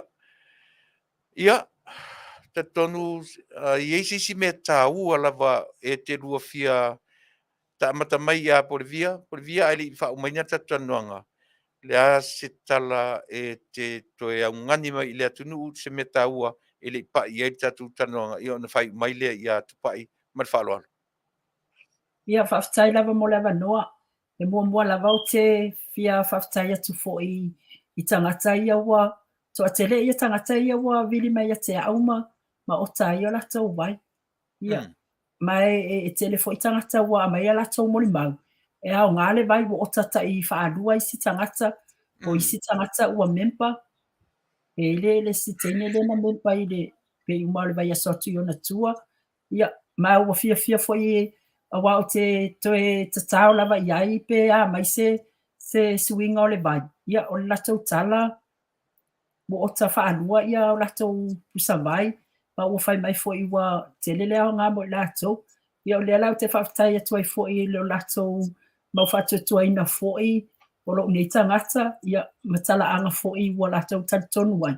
Ina ua whamatala atu ia le asenga se tu ngā o lo o mau ai. Ia paule o se tala ia e whaftai tele lava Tuilaepa mo lava noa a tonu fo i tue whailoa i fo i se isi aso. Polevia ia anga le leile atua lo soifua ma le ola. A o e whiangai ai ma tu ngā mai o le tino. Ia anga le leilo le atua i lo soifua. Whamanuia le atua i le vai o e tau mawhaina. Ia whamanuia ia te oe ia mafo ia tunisi aso stele le tatou au mafuta ne nei aso e le ona o le Asea a o le atua na whaia le formula. Te talo mo Polevia ia te talo fo i mo Tupa'i. O lo ia whaatawina ma whaia le aonga ia malamalama na i tatou tangata. E mesi a tatou i New Zealand. Tatou i Amerika, so le take advantage. O le mea lua tu i Amerika. E oi, te tau o nou tau malamalama, ai so ia tatou te, whetui tui ai, ai whaile me tau a more soifua maroloina. Tangata Tupa'i, ia, whaumamai are tatou more nei aso, tatou whatou whai. Ia, Faafetai Tuilaepa. E lau Faafoga'aga Samoa le nei tūlā tu sai fo i ma se whaasoa. Ia ma se vaivaiga fo i sa amatu. Paua si mea fia whaamanatu i o tātou tangata. Ona wato tele nisi ua wala au mai. A mai ala na sa ufangu se tasi o te Faafetai. Ia, pe ono o whaamalamalamaina. E te le o kaina taitasi. E le oka taitasi ina ia whangu ale Asea e oka pusa mai. Ai o lau whangu e tasi nā e te le iloa ai la se au te lenga po se suinga o mai e ia te oi. Ina ai ia tatauna e inuina lau pusa atoa o ina ai whai e lau whai unga. Pe ke join, pe te whaawau pea, pe o le a e no foloa. Ia, lapata inga nā Samoa. Ia, e oka pusa atoa le pusa mai, o ina e mau ai le whaasilinga malosi a te oe, ma e iloa le tūlanga o le me tauna e anga iai. Ia, o le nau to whaafonga Samoa, o se whaasoa atoa le uso, pe o nisi o tau whaapea mai le tantonuina i oe, e ese o tātou immune system, ese o tātou hormone, ese fo i mai taitasi o tino. E le whaapea wa le lei atoa ia le tūngā o le ngase le uso ia Polevia. O na tutusala ia matūngā o mai olo e mawai oi ese uma. Ai ia lava le ono sai, ma lava le whaatuatua i le atua. E ala mai lana whaamalolonga i le vai le Asea. E whapenanta tō mawaila ia le malosi. Ia e Faafetai lo Faafoga'aga le nei tūlā. Ia se taimi fo i tō mwhaina whaopopo atu, po a fo inisi ngase ua iei ni whamanianga. Ia, na o le atua fo ai pele malosi ia te oe Tuilaepa Taunuu ia whapele uso ia Polevia. Ia malmamalo le atunu o whapen whaafonga mai. Soifua. Ia, tātou toi whiro te pule alofa le atua te ia tu le soifua manola, e mora temi nei, ia soifua ia te orua te maitai. Soifua. Soifua.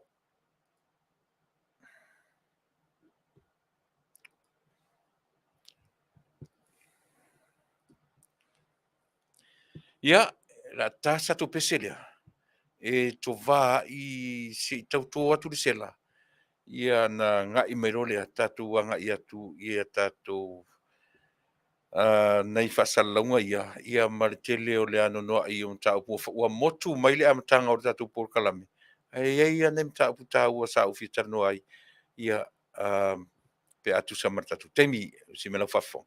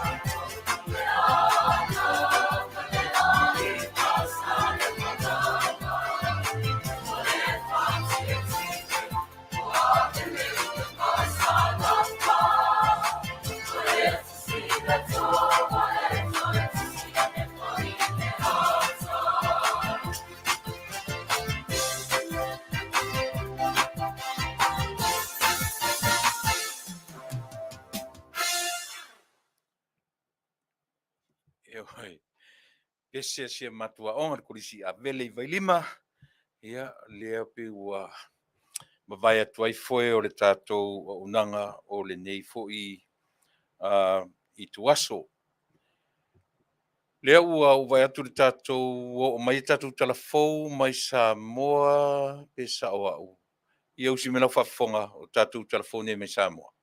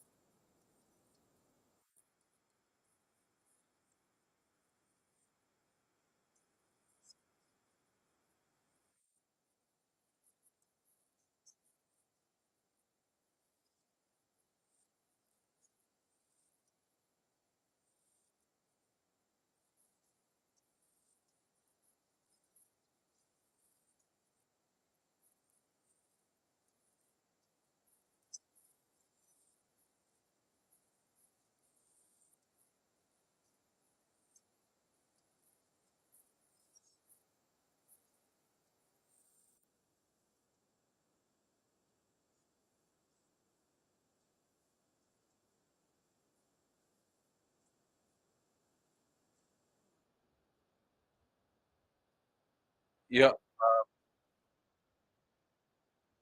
Tuiaga i tatu whakatauri lea, e te rorangona me tatu talafo me Samoa, ia, ke whamalu watu,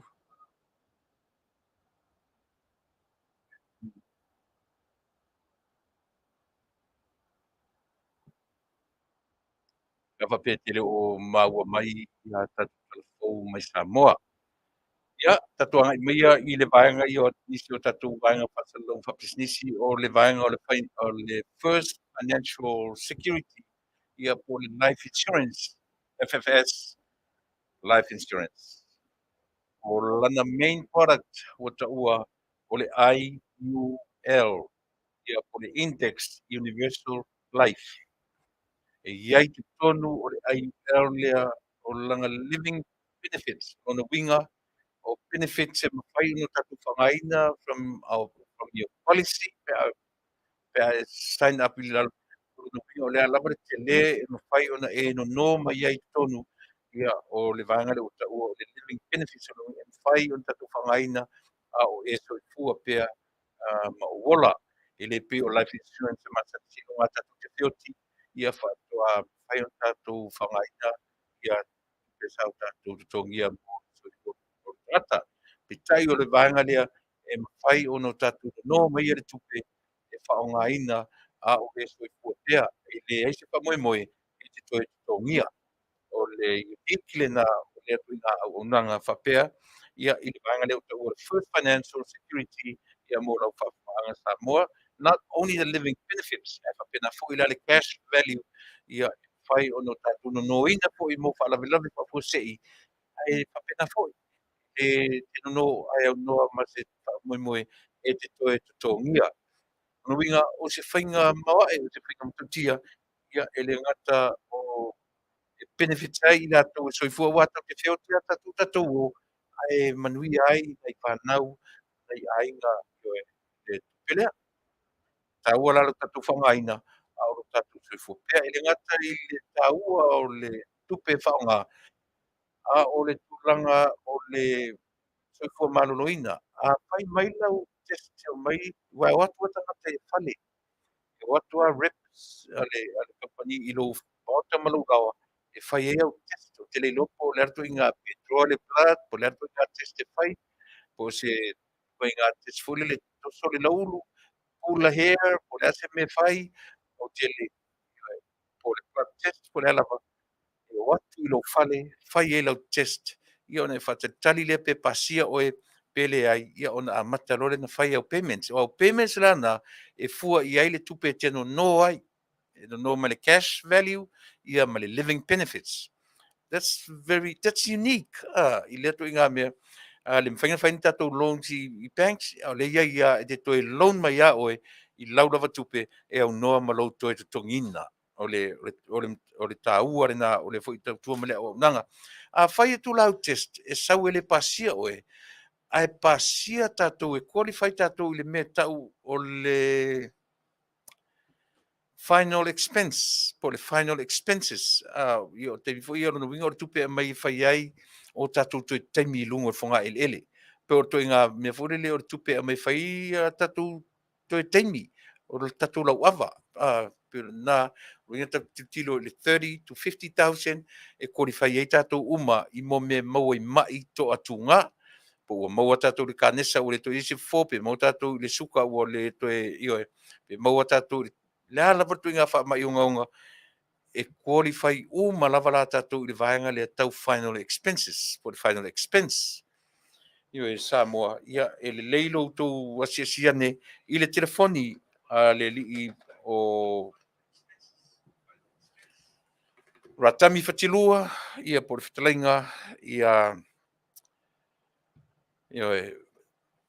o le iwa fitu tasi, toru o toru, wha fitu toru lua.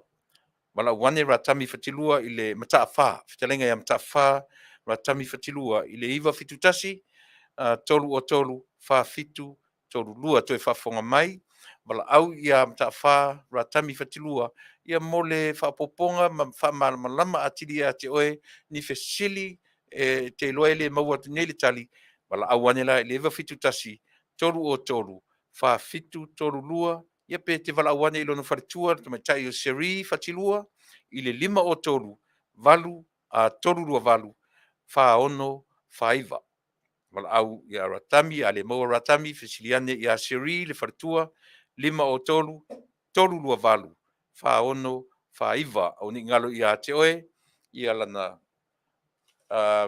lana main product mana ia o lo iai tonu le living benefits ia ma le cash value ia mo le silafia i le tatou nu financial life insurance aua tatou te toe fa'amoemoe i le gasolosono mai o aiga potopoto e o mai lava aiga e le faina le o mai a ia o mai ua e fa'amāmā avega i o tatou aiga fanau ma aiga e afua outou le fanau fai outou mea alofa i outou matua totogi lo latou life insurance tasi le vaega taua faafetaitele se o fanau ia mo tasi lea life insurance mo maua o le totogia e tamaiti o le ma life insurance o le tolu ai leo ma life insurance o le a le fa'amoemoe nei mea ina ia uma atu ai o mai tatou aiga ua ne'i toe tigaina toe sautupe tatou pi'i lima i foa tatou mo i ini filemu o tatou mata ia ma tatou maulu a tatai lona lua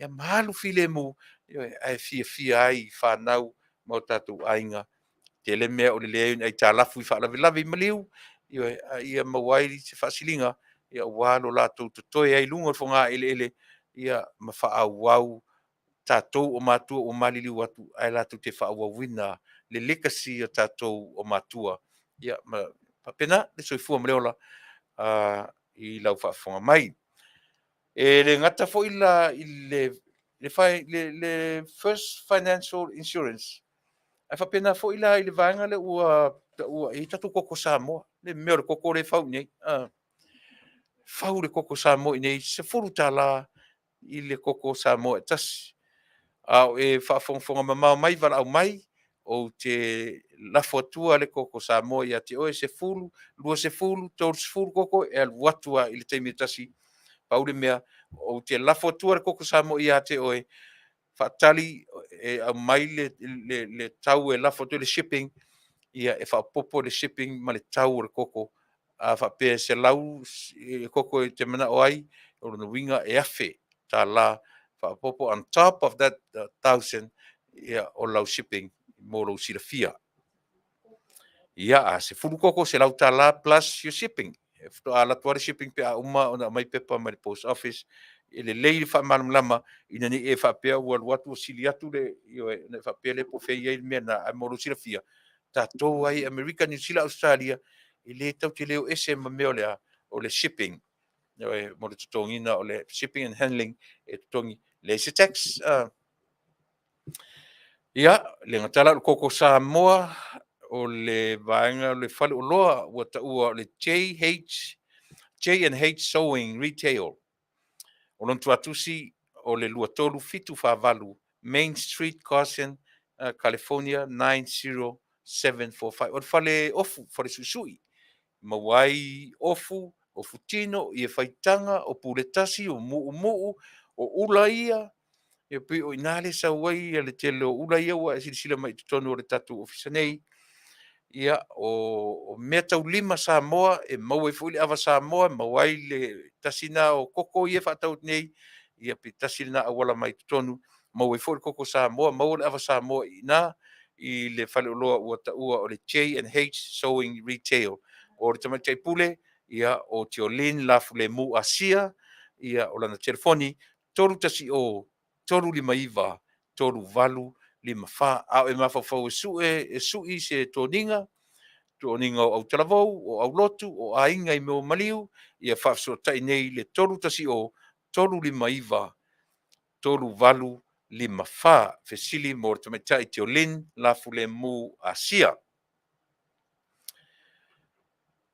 ia iai la ma le matou pepa le ua alu atu i fafo le temi nei o le pepa o le matou meka sheet o le foi ua amata ona tapena le matou fa'amoemoe ia o le faimealofa i le aulakapi po le 7 aside a le tatou taunu mai nei ia Februari o le tausagafou aso 25 luaono pe uma o aso na e lua ia 25 ma le luaono ia a o le pō fo'i o le aso ruafuruono e toe whaatino ina ai o le mātou lava ngaluenga e le tuua po ai e host, po o, po i, po i la, po fea, ia o le mātou ngaluenga e le tuua.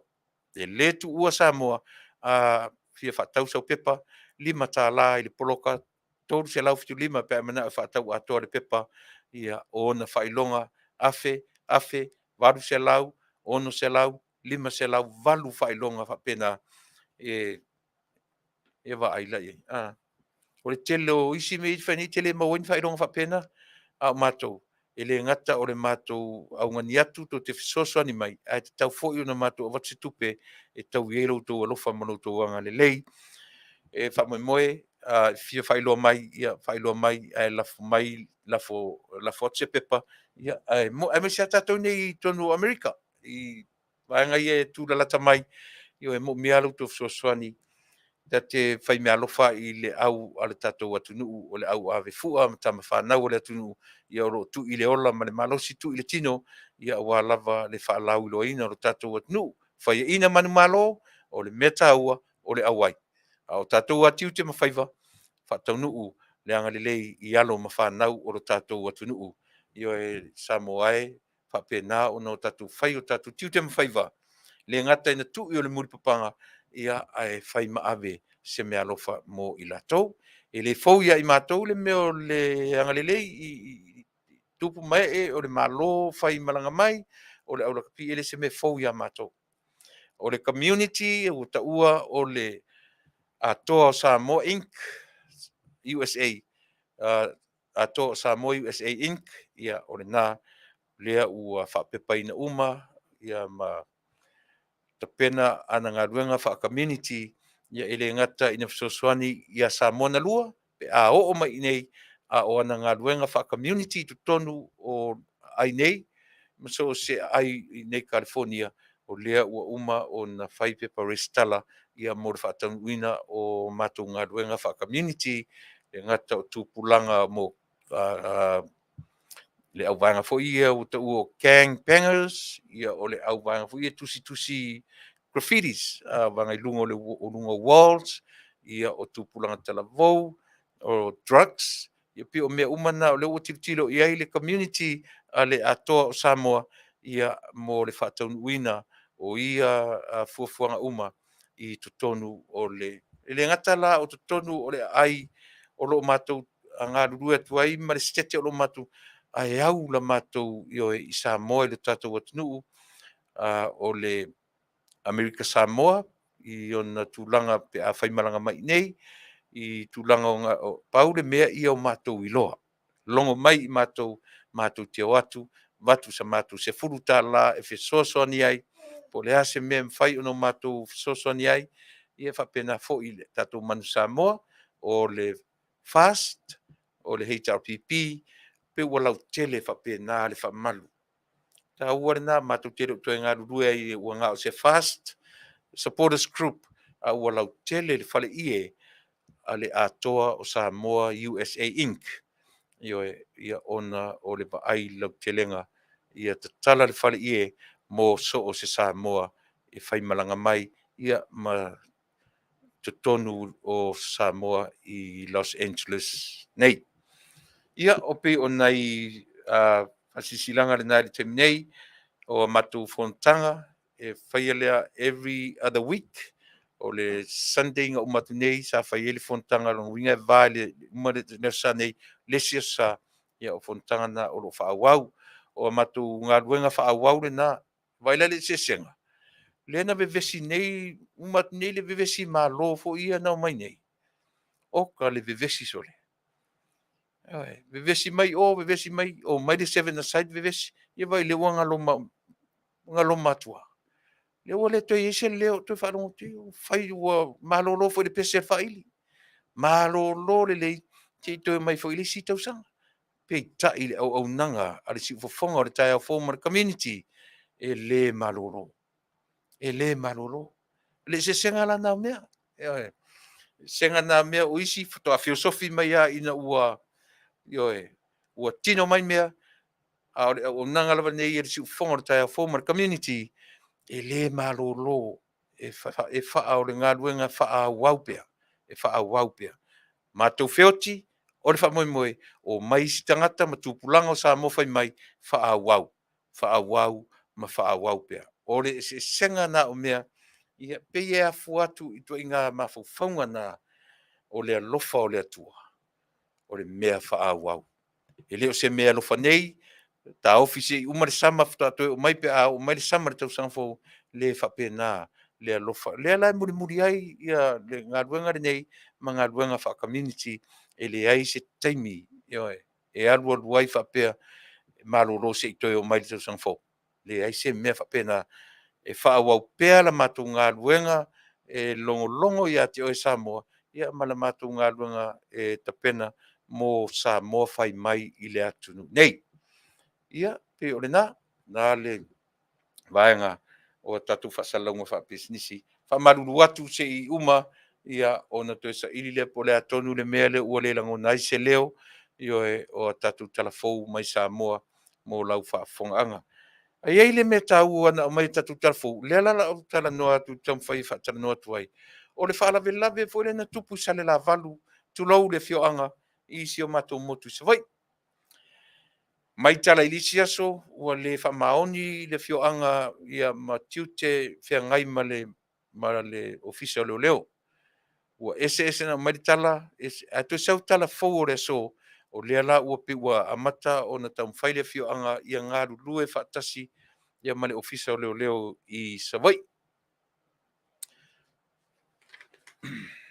Ai ai la vaenga tāua o mea ia, o te fia whaalau te leina i ai lau tala noa, i tūlanga ia, o na e tatau o na mo mia i le whaafonga a Samoa.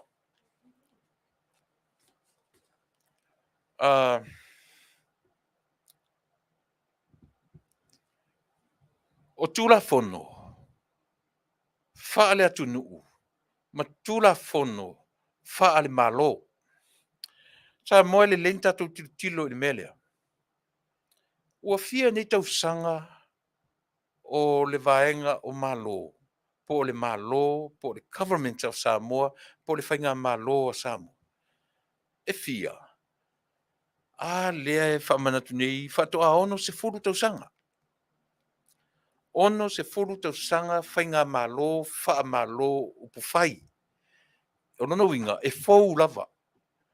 Tupulanga le ma. O lo matua le wa iai ono se furu going on to 61. Ono winga tasi lo tau sanga, ai tuto tasi lo Samoa. O le toa tele i o tangata i e wha ingoa e te sira fia e ingoa i le ingoa lea, ma lo tuto tasi. Ma lo tuto tasi. E te wha alongo lo i se ingoa wha pena, na i lolo la i lea, either 61 or 62. Tau sanga whanau.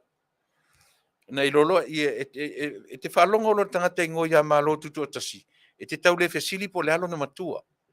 E paualo ua ono se furu tau sanga. E fuala i le mea o tangata na whaingoa i na tonu lava i le tau sanga na tuto o tasi ai lo tātou atu nuu o Samoa. Le ai asisi mea. Le ai asisi mea na whaingoa na whaingoa i le mea na tupu, i le tasi, le afe iwa se lau ono lua. Ono se furu nei tau sanga. Lona winga fta ono su tau sanga. Ua fia nei tau sanga o le tala le lei i lo tātou atu nuu. Se lau, wiva, se fulu, ma le lua tau sanga. Umi. Fai me lau maths Samoa. Se lau wiva se fulu ma le lua tau sanga o le tala le lei, to ese le ono se fulu. Fia tau sanga na e toe. Ifa me se maths e sesi. Piu mai se lau tolu lua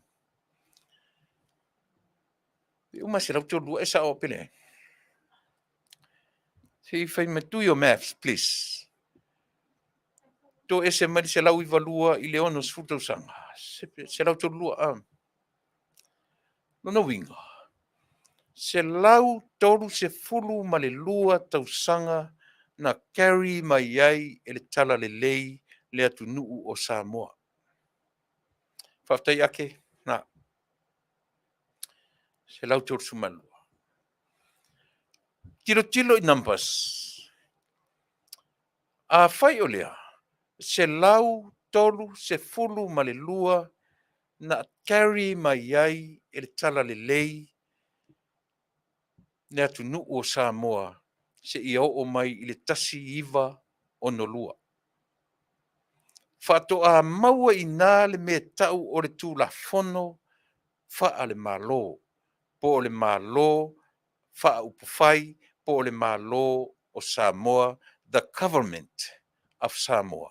Mea nanono atu i atunu'u te tele o le lalolagi. O le fa'amoemoe o le mea tau government, ia launga tasia mai e lava atunu'u o le lalolagi. O lona winga, e mea lava i a tātou Samoa, le mea ta'u o le government of Samoa. Le ala winga o le tala o le mea. Ono se furu tausaga compare i le se lau wiva se fulu ma le lua. O lona winga.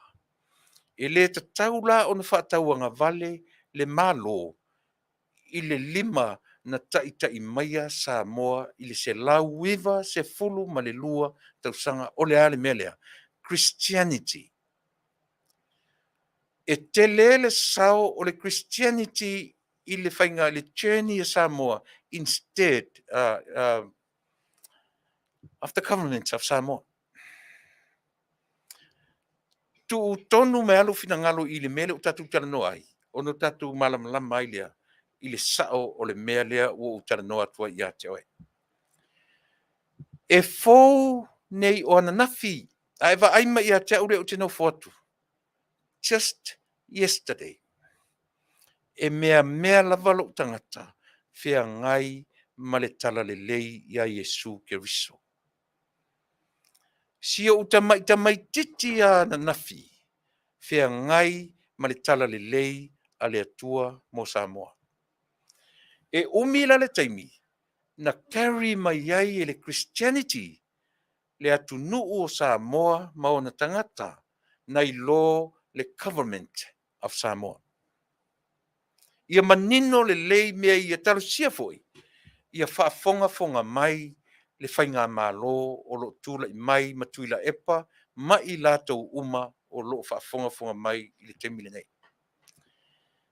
Tau te oa i numbers o whainumera o isi mea silia o na tāua langa Asea e iai le numera whaapitoa a le atua. Se lautor sulua tausanga na ave to a tasi mai ai e le Christianity. Te oto ia isi mau i kalesia, ma isi mau orotu ina ua pai atu. Ai o le a u alu i le au te lenga o le upu. Christianity. O le Christianity la, lea na tai maia Samoa since 1830 to 1962. 132 years. Na folau mai ai Samoa under le taʻitaʻiga a le Christianity. Na le tāua se lotu, po le atu i ngā lotu under the Christianity. O le matautia o le mea na whai le Christianity, o lau written language. Whatoa maua i nā le Christianity within 1830 to 1962. O le Vale na tapena e le tapena ina e se whainga malo. E tāua si mesia Samoa. E tāua si mesia. E le i tapena ina e se whainga malo o whainga malo ua umatu. Ma le whainga malo o loo tūla i mai i le teminei. Le me tau o lea o le ngangana tusi a Samoa. Ia le lau manino. Whatoa ono se furu whainga malo o le government of Samoa. O le malo o Samoa under the leadership of the Christianity. 192 years old. Te lele e se senga a Samoa. Te lele e se senga. O le ale e se senga. Se lau tau fuma luata sang. O le fesili la Samoa. Ua fia le matua o Samoa talu mai le urua i aso. Na nofo ia ai le tuua le atua mo Samoa. Ua fia ne tausanga. E te iloa la utala i a te oe. E le sesi na te iloa. E sao. Le ai se isi na te iloa. A whainu mera tā ua i e lua. O le ono se fulu. Ma le se lau i valua. Tō ese mai le se lau i valua le ono se fulu. Mau ai le whainu mera se lau toru se fulu ma le lua. Walanga uta ua le pitolia. O le fi na ua ina o tū la fono faa le malo ma tū la fono faa le atunu. Tū la fono faa le malo ma tū la fono faa le anganu. O le anganu la.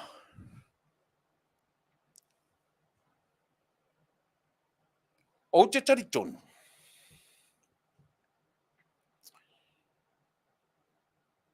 E fale ai tele se sao o le anganu i le Christianity, i le tala lelei. Ai te le sao o le tala lelei i le anganu a Samoa. O le tele lau tu la fono fa le anganu o le tatou atunu. E te tau o na whaatala leleia. Whaatala leleia le meta o le ati ma le lau. Tasi na whasalanga a le atunu o le matua le matangofie se vai. Eoi. E le matangofie se vai. Le anganu a Samoa i a lato tulafono. Tele o isi tulafono Samoa before the Christianity. Papai mai lor Christianity mai le 192 years till now. Te le la swinga. Te le swinga. O le mea sili o na whaingatā le atura i matemine. E te le atu na ngā ruenga a le Christianity na whaia mo le anga nuu. Na ilo le anga nuu mo le Christianity. E sili atu foi o na te le ngā ruenga a le Christianity na ilo le government of Samoa. O le mea la whai e fesili maunga whao ia maunga loa. O le government of Samoa e te tau na fesili i le Christianity. Asea, le anga fui o le whaavai le nao Samoa. E leo le whaavai o Samoa lo nanga nu. E leo le whaavai o Samoa o lana constitution. Asea, constitution left o a tupu i le 1962. Christianity, 192 years old. Manino. E manino.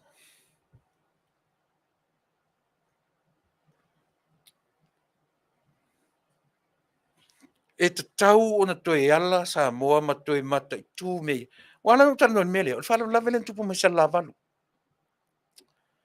Ua fete e nai tu la fono faa le atunuu ma tu la fono faa le malo.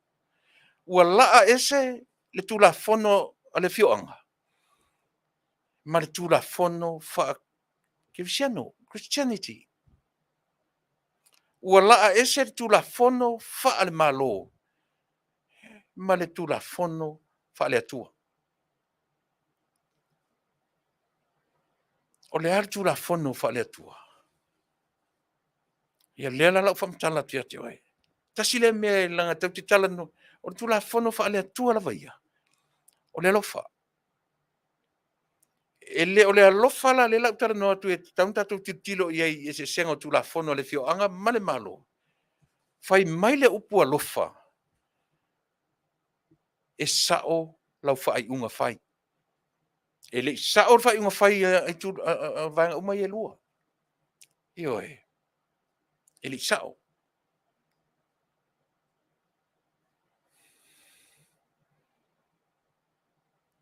O le ai se alofa. I fai unga uma le fioanga. Ma le io e. O le a le fai unga a leo leo tau on fai. Fa malo sia lo la tu fa malo sia o tu la fono ua pasia tu el malo. O le a.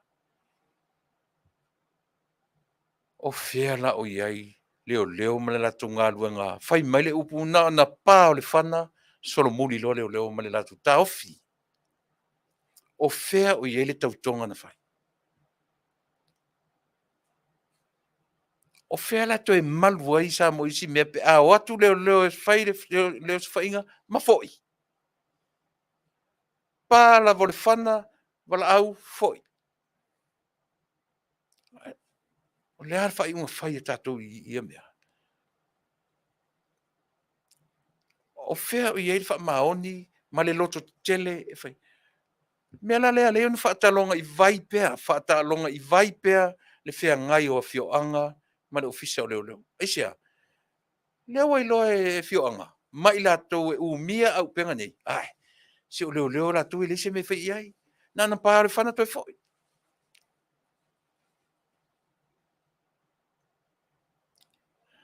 Te lele nā whale tonu. Te lele nā whale tonu. Ai atu la fono whale nu. E leo ata ngie foi se alofa. Lena feutanga i maleo lo fai mela o atu e mamori atu. Ai uma atu. E o te tasi. Le wha maoni. E o fai le fionga le wha maoni.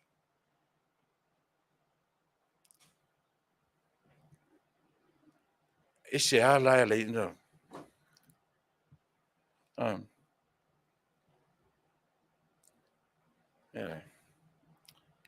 Tupua o never flick. Ni te usi sea. Te loa o unai te whai mei e lau tala. Ai wa aifu e tupua. Mere nā leina avea uru ta mamaru tina i lea onga. E fia poto. Mere nā leina ave tatu matua i lea onga. Tatu te fia maua le poto. Tatu te fia iloa tusir tatu ingoa. Tatu te fia iloa sipela o tatu ingoa. A o lou wha vale moa mua le wa e wha mtana mai. Eisia, e te le iloa me ta ure fia poto. O oela. O te fia poto.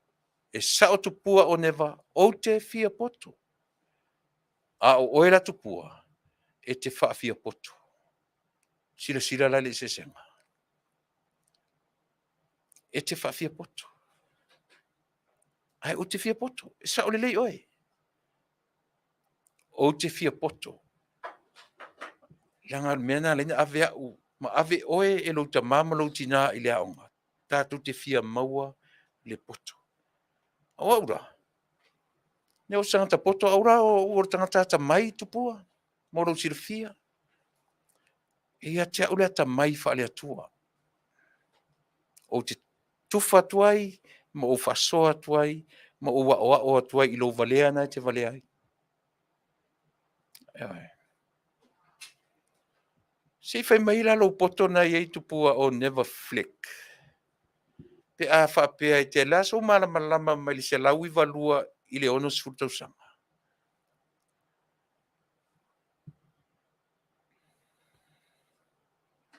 Sao. Tau te olo le natura o mea i te soi fuama o lai. E mawhai ana tutu le nu.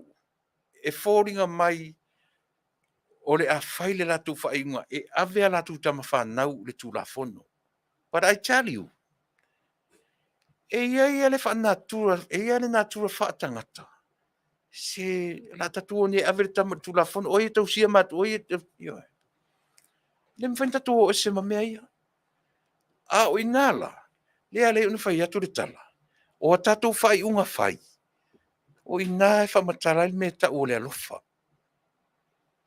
O le alofa is not about our feelings and emotions. Real love is all about decision making, the right decision making. A facility tau faafefea na faimai lea me se me prove lau tala na Tuilaepa. O tele approve o kele tam fai prove tia oe i se tala se history o se prove tia o tala lea lava o tfatu te oe. Pa wale o me tau te mau ai prove me uma. O tusi fa va o lea. O le ale me tau te lo ai o le alofa. It's all about the right decision making. E sa o lo tatu fai uma fai. Tatu i lola ia lea. E moni lo tatu alofa. E se lo tatu fai uma fai. Wa le ia tatu le atua. Asea, fai mele upu o le atua o le alofa lava ia. E leo ia tatu la le atua, pe a le ia tatu le alofa. A o le alofa o le atua. Na fai mai ele tala. Na e anga sala loa ma o anga sala. Ta pena loa le atua le liu tino tangata. Fai unga na le atua na fai. Mena o leo te fai atua i Samoa ia te oe. O le alofa lava ia. O le taimi e sa o ai a tatou fai unga. E leo le alofa, o le mela le na oti ai la wa ai leo leo. Na pa la warfana sormuli. O le ala tu fai unga.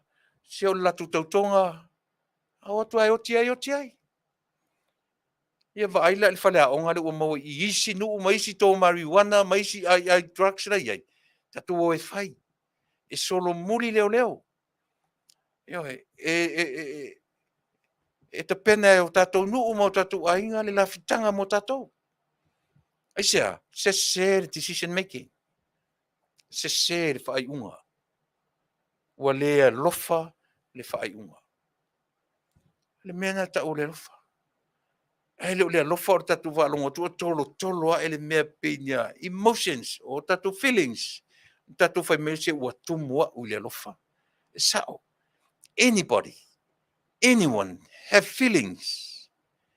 Anyone have emotions. Lango le winga le nao le natura le nao le tangata soifua. E le ai se tangata soifua e ola can live without tears. E le ai se tangata soifua e ola e le ai se taimi e tangi ai. That's our nature. Lea na ui mai ai le atua. Na ui mai lea. Na ui mai le tangata ola pe ia o oe mao. 100% human, man.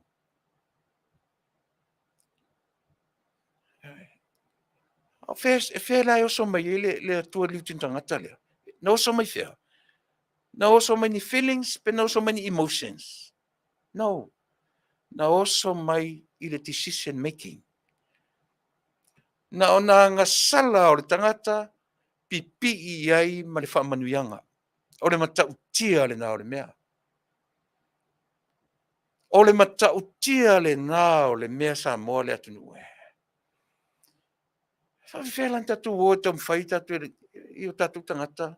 Tau le malama lo i le natura le te soifua ma uolai.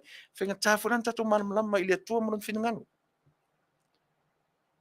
O isi o tatu tau whailanga lava tam whai tau te malama i le whinangalo le atua.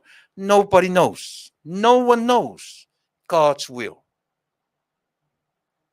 Tatu te popoto e whamatala le whinangalo le atua peia o tatu malama ato iai. I don't know. He umalona o ina saulea malana doctor whaatuspa ia.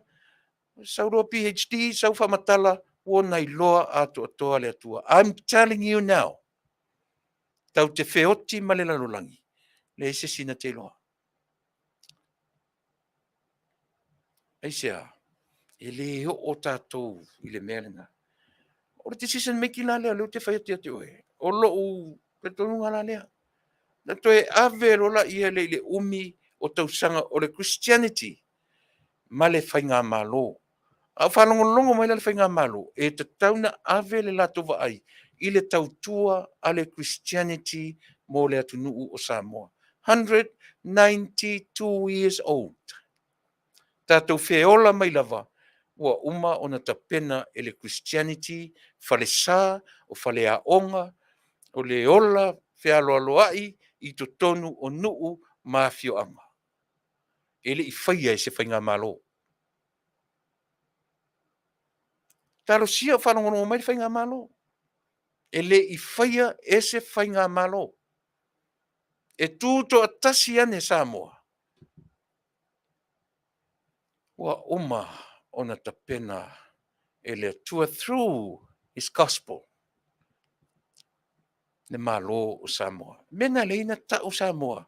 E whaavai i le atua Samoa. Ele i whaavaina lai se constitution. Le ai.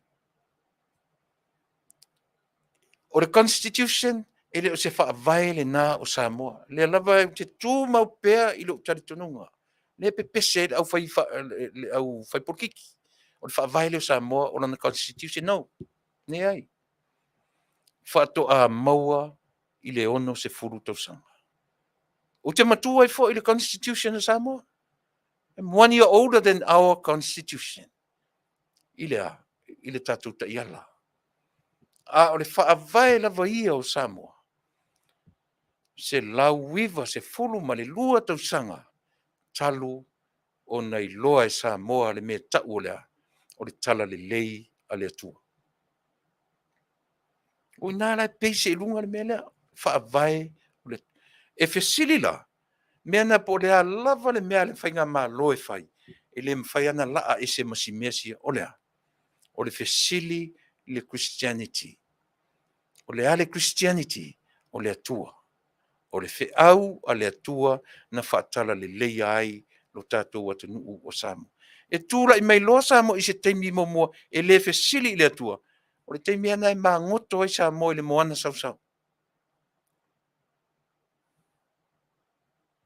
E o te ata o tātou ren whame o te whawhia o te whia poto. E o leo te whai atu sa o le tala. Yes. I need that. I badly need that. O lea, poto. O te whia maua. That's why my mom and dad sent me to school. That's why avea ia ula o ngar whai whiau. Tau whai tusi le papa, le peni maa, whai mai le whai whiau, whai mai le tōrua whai whiau, whai mai le whiau, si pela lo ingoa, o ai lo ingoa. Lea tusi atu, lea le meta ure wha. Lea wai tasi le nafa lea o ngā tele lea tunu ue. Ele i ta pena ina is a government of Samoa, sau written language. A o aina ta pena ina, ia le na.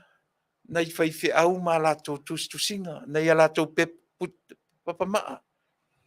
A, E, I, O. E o atu rapa langi malatu A, B, C, D, E, F, G. Ua uma na ta pena ele Christianity lau A, E, I, O, U. Uma. A o Samoa lava ia mai le amatanga tātou te leiloa from the history. Po wai papa lagi ni tau mawhai e tusi, le history of Samoa. No one knows.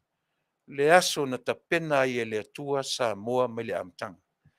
Te le mautala ua watu whamei o Samoa e o atu le atu Asea. Ne fu sau isi i Faafalanoaga ma whaapunga o Samoa o le lost tribe. Pena pea, sa ili pea au sa ili, le au historians, o oea ia mau Samoa, o le tatu tatonunga, o le whatuatua. Tau te ola i le whatuatua, ina te whaamatala mai Samoa na mua. O ora tata fia i le kalama, ia langa le se ufa Samoa ta o se kalama, o tatu ufa Samoina le upu grammar. O le grammar, i le ngangana pe Samoa o le kalama. Ai o la ufa Samoa i le upu grammar o le vaevaeina o le ngangana. Hai ala lana pia whaonga e tan Samoa manono le upu grama i le kalama. Tasi le upu. A o le tato upu o le vai ina o le ngangana. Mena pi au ngatai ia le fofonga o oe ma le nguto au e whamatala upu umi tai pi o le kenese.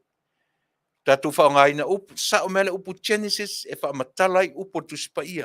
Kenese e o soto le vitiko numerati to nome Yosua whamasino. Eoi.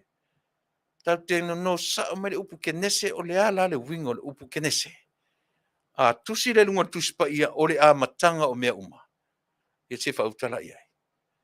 Tele e uma Tupa'i o tau whaamatala ino le upu Kenese i le ngangana Samoa. O le a matanga o mea uma.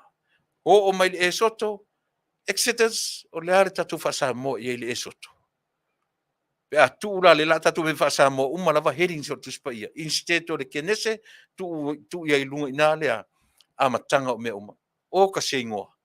O mai le e soto, o le ale e soto, o le o ese mai. A tatu ola Tupa'i, su e lau Tupa'i i le tusi o le o ese mai. Ia se whautala le tele. E pe o mawhauwhaunga ia o toi ina mai la tau na whausia nga ngana whao ngā upu ia no ma tatu ai tā lafu mai upu ai tu te loa upu pālangi ia. Tele whai upu pālangi ia. O upu e no mai i urua inga ngana. Ai tā lafu atu e Latina, ai tā lafu atu e le Latin, ai tā lafu atu e aisi i mai le Hebrew.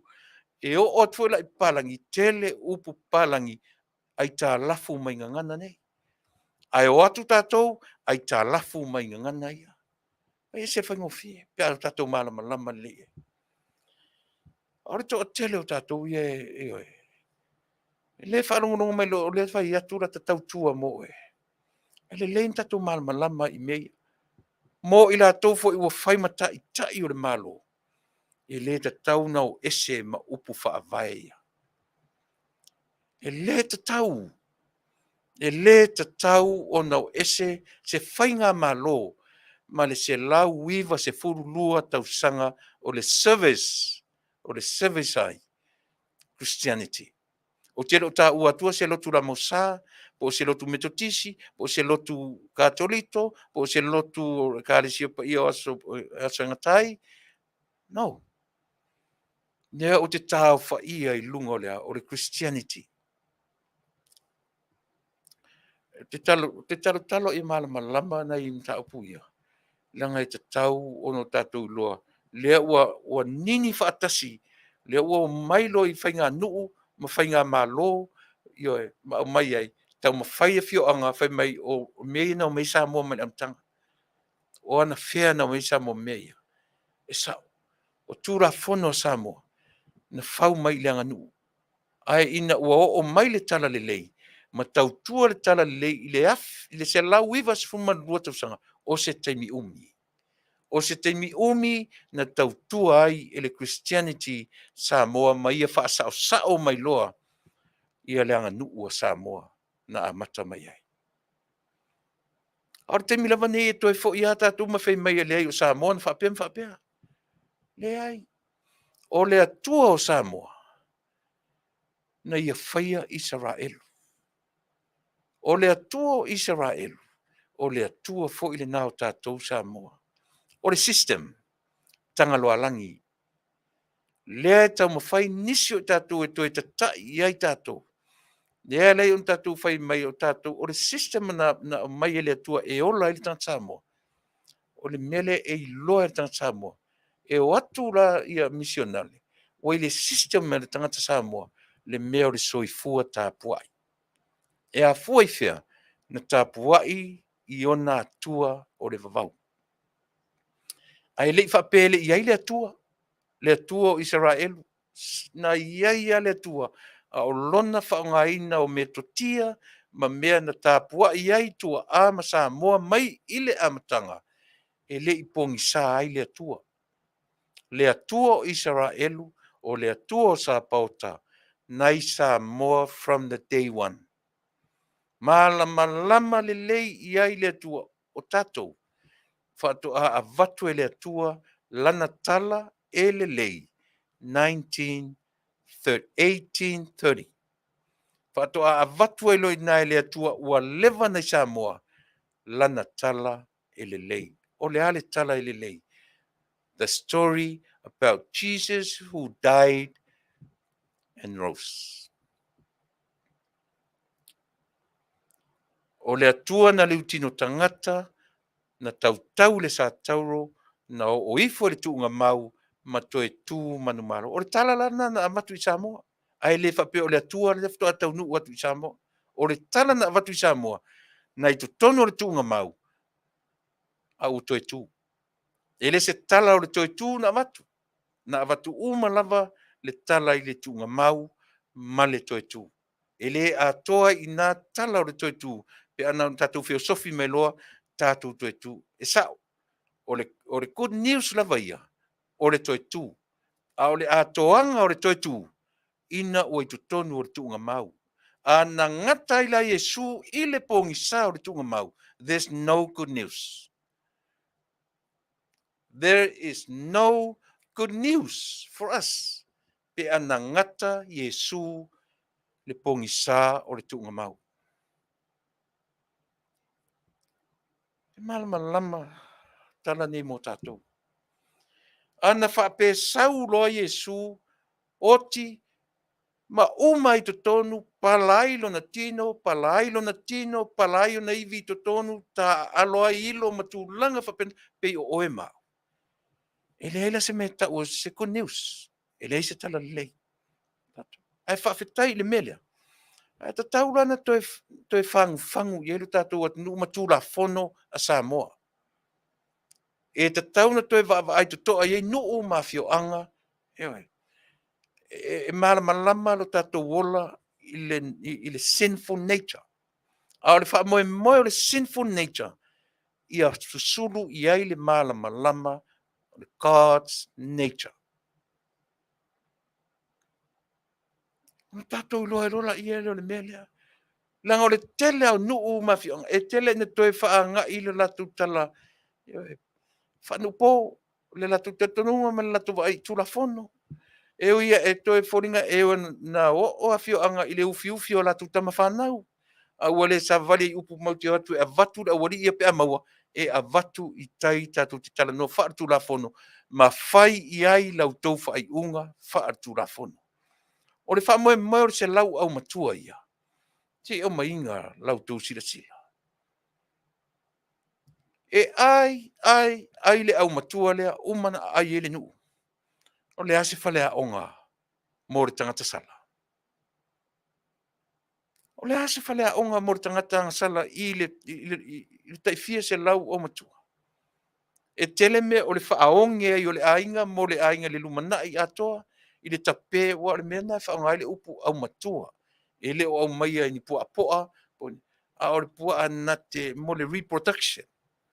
E tala noa i le reproduce. Lono winga e pe lo le au matua. E le to iai se pua e whanaua le toroa e au maia pua ai tele ma whanganga i to. Whamoe moe nā le upu leo le au matua. O le whamoe i o le au matua e le ngata ina sala le tangata. Ai whaasala i male ainga e onge ai i mea tau mea tuaro. Wa ili te leo le mea. O le te le nā o le whaasalanga. Ai leo i nā, e leo se whaai unga te tau, e leo se decision making lei. Ina ua whaatala leia, ma o atu le whi aua le atua. O mea e launga ta sia ele lalo langi atua. O le vala au wha le atua, le vala au na, o le a, lana government. E te taura na usita ia e le tula fono wha le malo, ma exercise lana tautonga ina ua whaima leo leo. O ua solo muli i mea.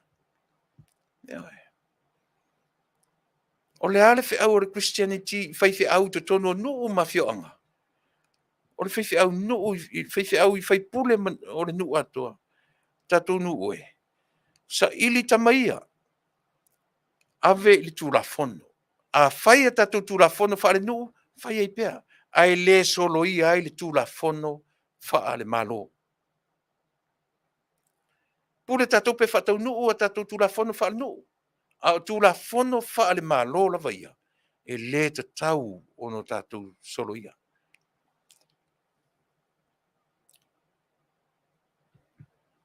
ua vai atu lo'u taimi lē totoe e fia lo'u taimi lē totoe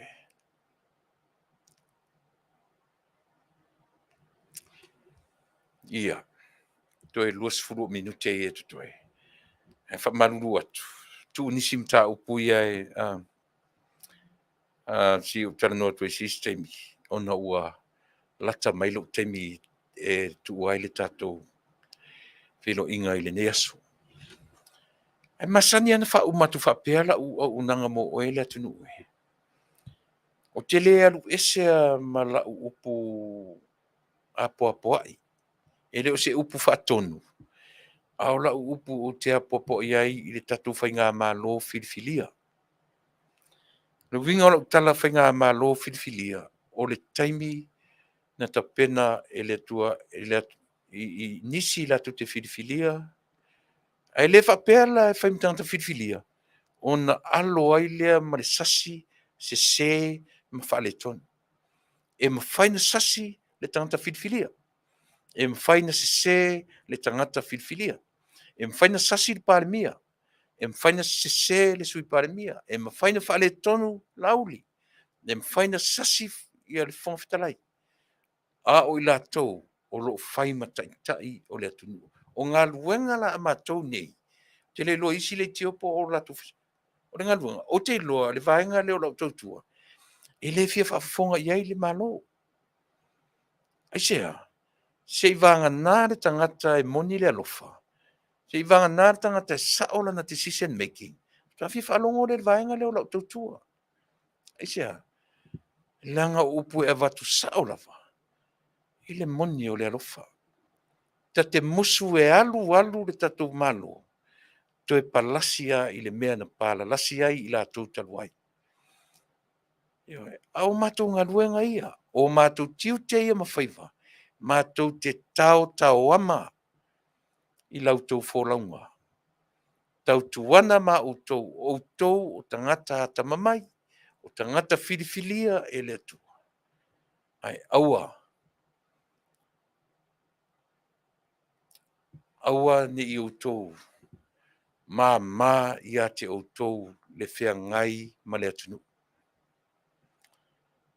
ia moni loutou alolofa i le atunuu o Samoa fa'ataunuu mea o le anavatau lenā ua fa'ataunuu le 5 miliona e feagai outou ma faigatā o le poloketi lea e lē faigofie a o le augani tausolomua iā te outou faipule o le fast o e o lo'o ta'ita'i totonu o itumālō ma le poloketi fa'amahoni o le mea mo'omia e lē mo'omia ni au tusi tusi pasi mai a'oga o tusi o doctors PhDs o le fa'ailoga sili na mo'omia o lou fa'amaoni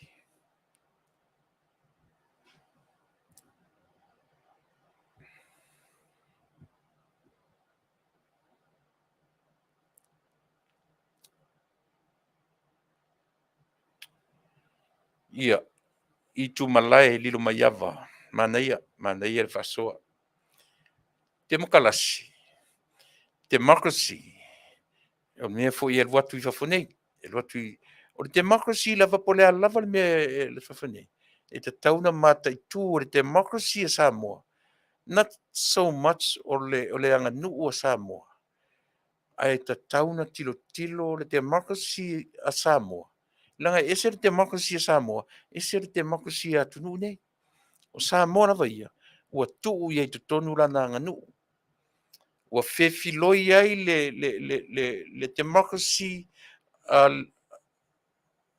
ma le aganu'u a Samoa ae pe fefiloi o le mea lava va'ai i ai le democracy a Samoa silasila toto'a i le fa'avae o Samoa o le ale whaavai o Samoa, e le o langa constitution,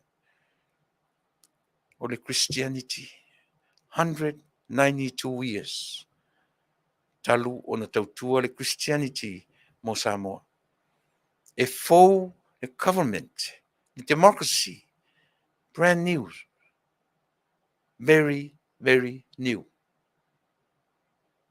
Se lauiva se furu ma le lua tausanga, the difference is 132 years of service ai, and Christianity. Full stop. Uma. So if focus uma me uma, a Samoa i lea. Le uru matua lea. Ana tātou focus i lea nganu. E iei mea palapala le tātou nganu. E iei mea le whetau i le tātou nganu. Na wha le leia e le Christianity. E le ai se me iota e tasi whaapea o le tala le lei. Na wha le leia e le nganu. None at all. Nothing. Po ia le poto PhD e sau fe mai atau i le mele. Lea o te whai atu. Lea ima se iota whaapea o le gospel, po le good news. Na whisoa soani i ele tala le lei le anga nu o Samoa. Only le anga nu o le tala le leia le atua. Na ia wha le leia le anga nu o Samoa. Ai se me ufai ele mea le tala le lei. Le anga whai o le anga nu o le mea alofa le atua mo Samoa. O le tala le lei fo ila ale atua. Na te toi wha tonu folau le mea alofa le ale atua mo Samoa. O le ale mea alofa. Language and culture. Those are the main gifts. O gifts ina ale atua. Mo le atu o Samoa. O lea, o lana ngangana, o lana nganu. Ai toi e watu iai ma lana mea alofa silin tau na whai ma wha avai o Samoa. O lana tala le lei. Na te wha tonu. Le aise teimi e wha tonu folau ai e le nganu u tala le lei. Never. Never did and never will. Ia, le nā e wha umatu wha penala totua, Samoa mo e le ne aso. Wha manu e tele le atua e whainga malo fō. Lau fionga tamatai pāle mia. Tu mau le alofa i tangata nu o Samoa. Pau alon men fifili ai o tau e le atua. I o tau anga le lei i a Samoa. E le fifilia o tau e le atua. E wha mua o tau ainga. Le ai. O le wha moe o le wha mua le atua. Tau te wha ai mua ai i le wealth, le tamau ainga o Samoa ma lona tino mai i le soifua maloloina ma le si o manga a toa o Samoa. Mea nan fitfilia i o tau e le atua. E le fitfilia o tau e le atua e wha mua o tau ainga. E wha mua lo tau ainga. Mea la nai e su e anelisi o i tanu malala. E su e anelisi o whatpui. Aisea, wa eli le pū o le tangata e tausi ai lona ainga. Aisea, te se whai unga whai. O le aisea lofa. Manuia te leo e Samoa. Le pese muli, so latu le pese. Le pese lua muli. Pese lua muli. One and the last one. The last two ones. Yeah. Lea ole au whatu ia te oile atunu. Mali lie o tau whinangalo i le motu o le tatu o langani. E mone nei Afiafi. So i fua ma ia Manuia o e Samoa.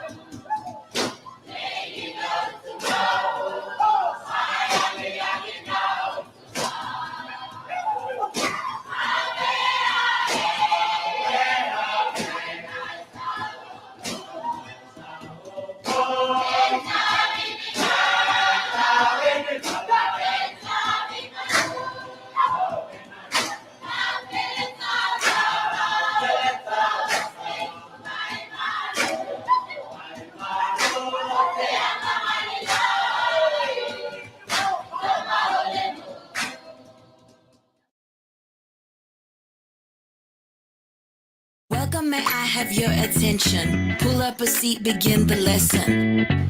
Ba-da-dum, let's go. I got that, you got that, we got that, boom.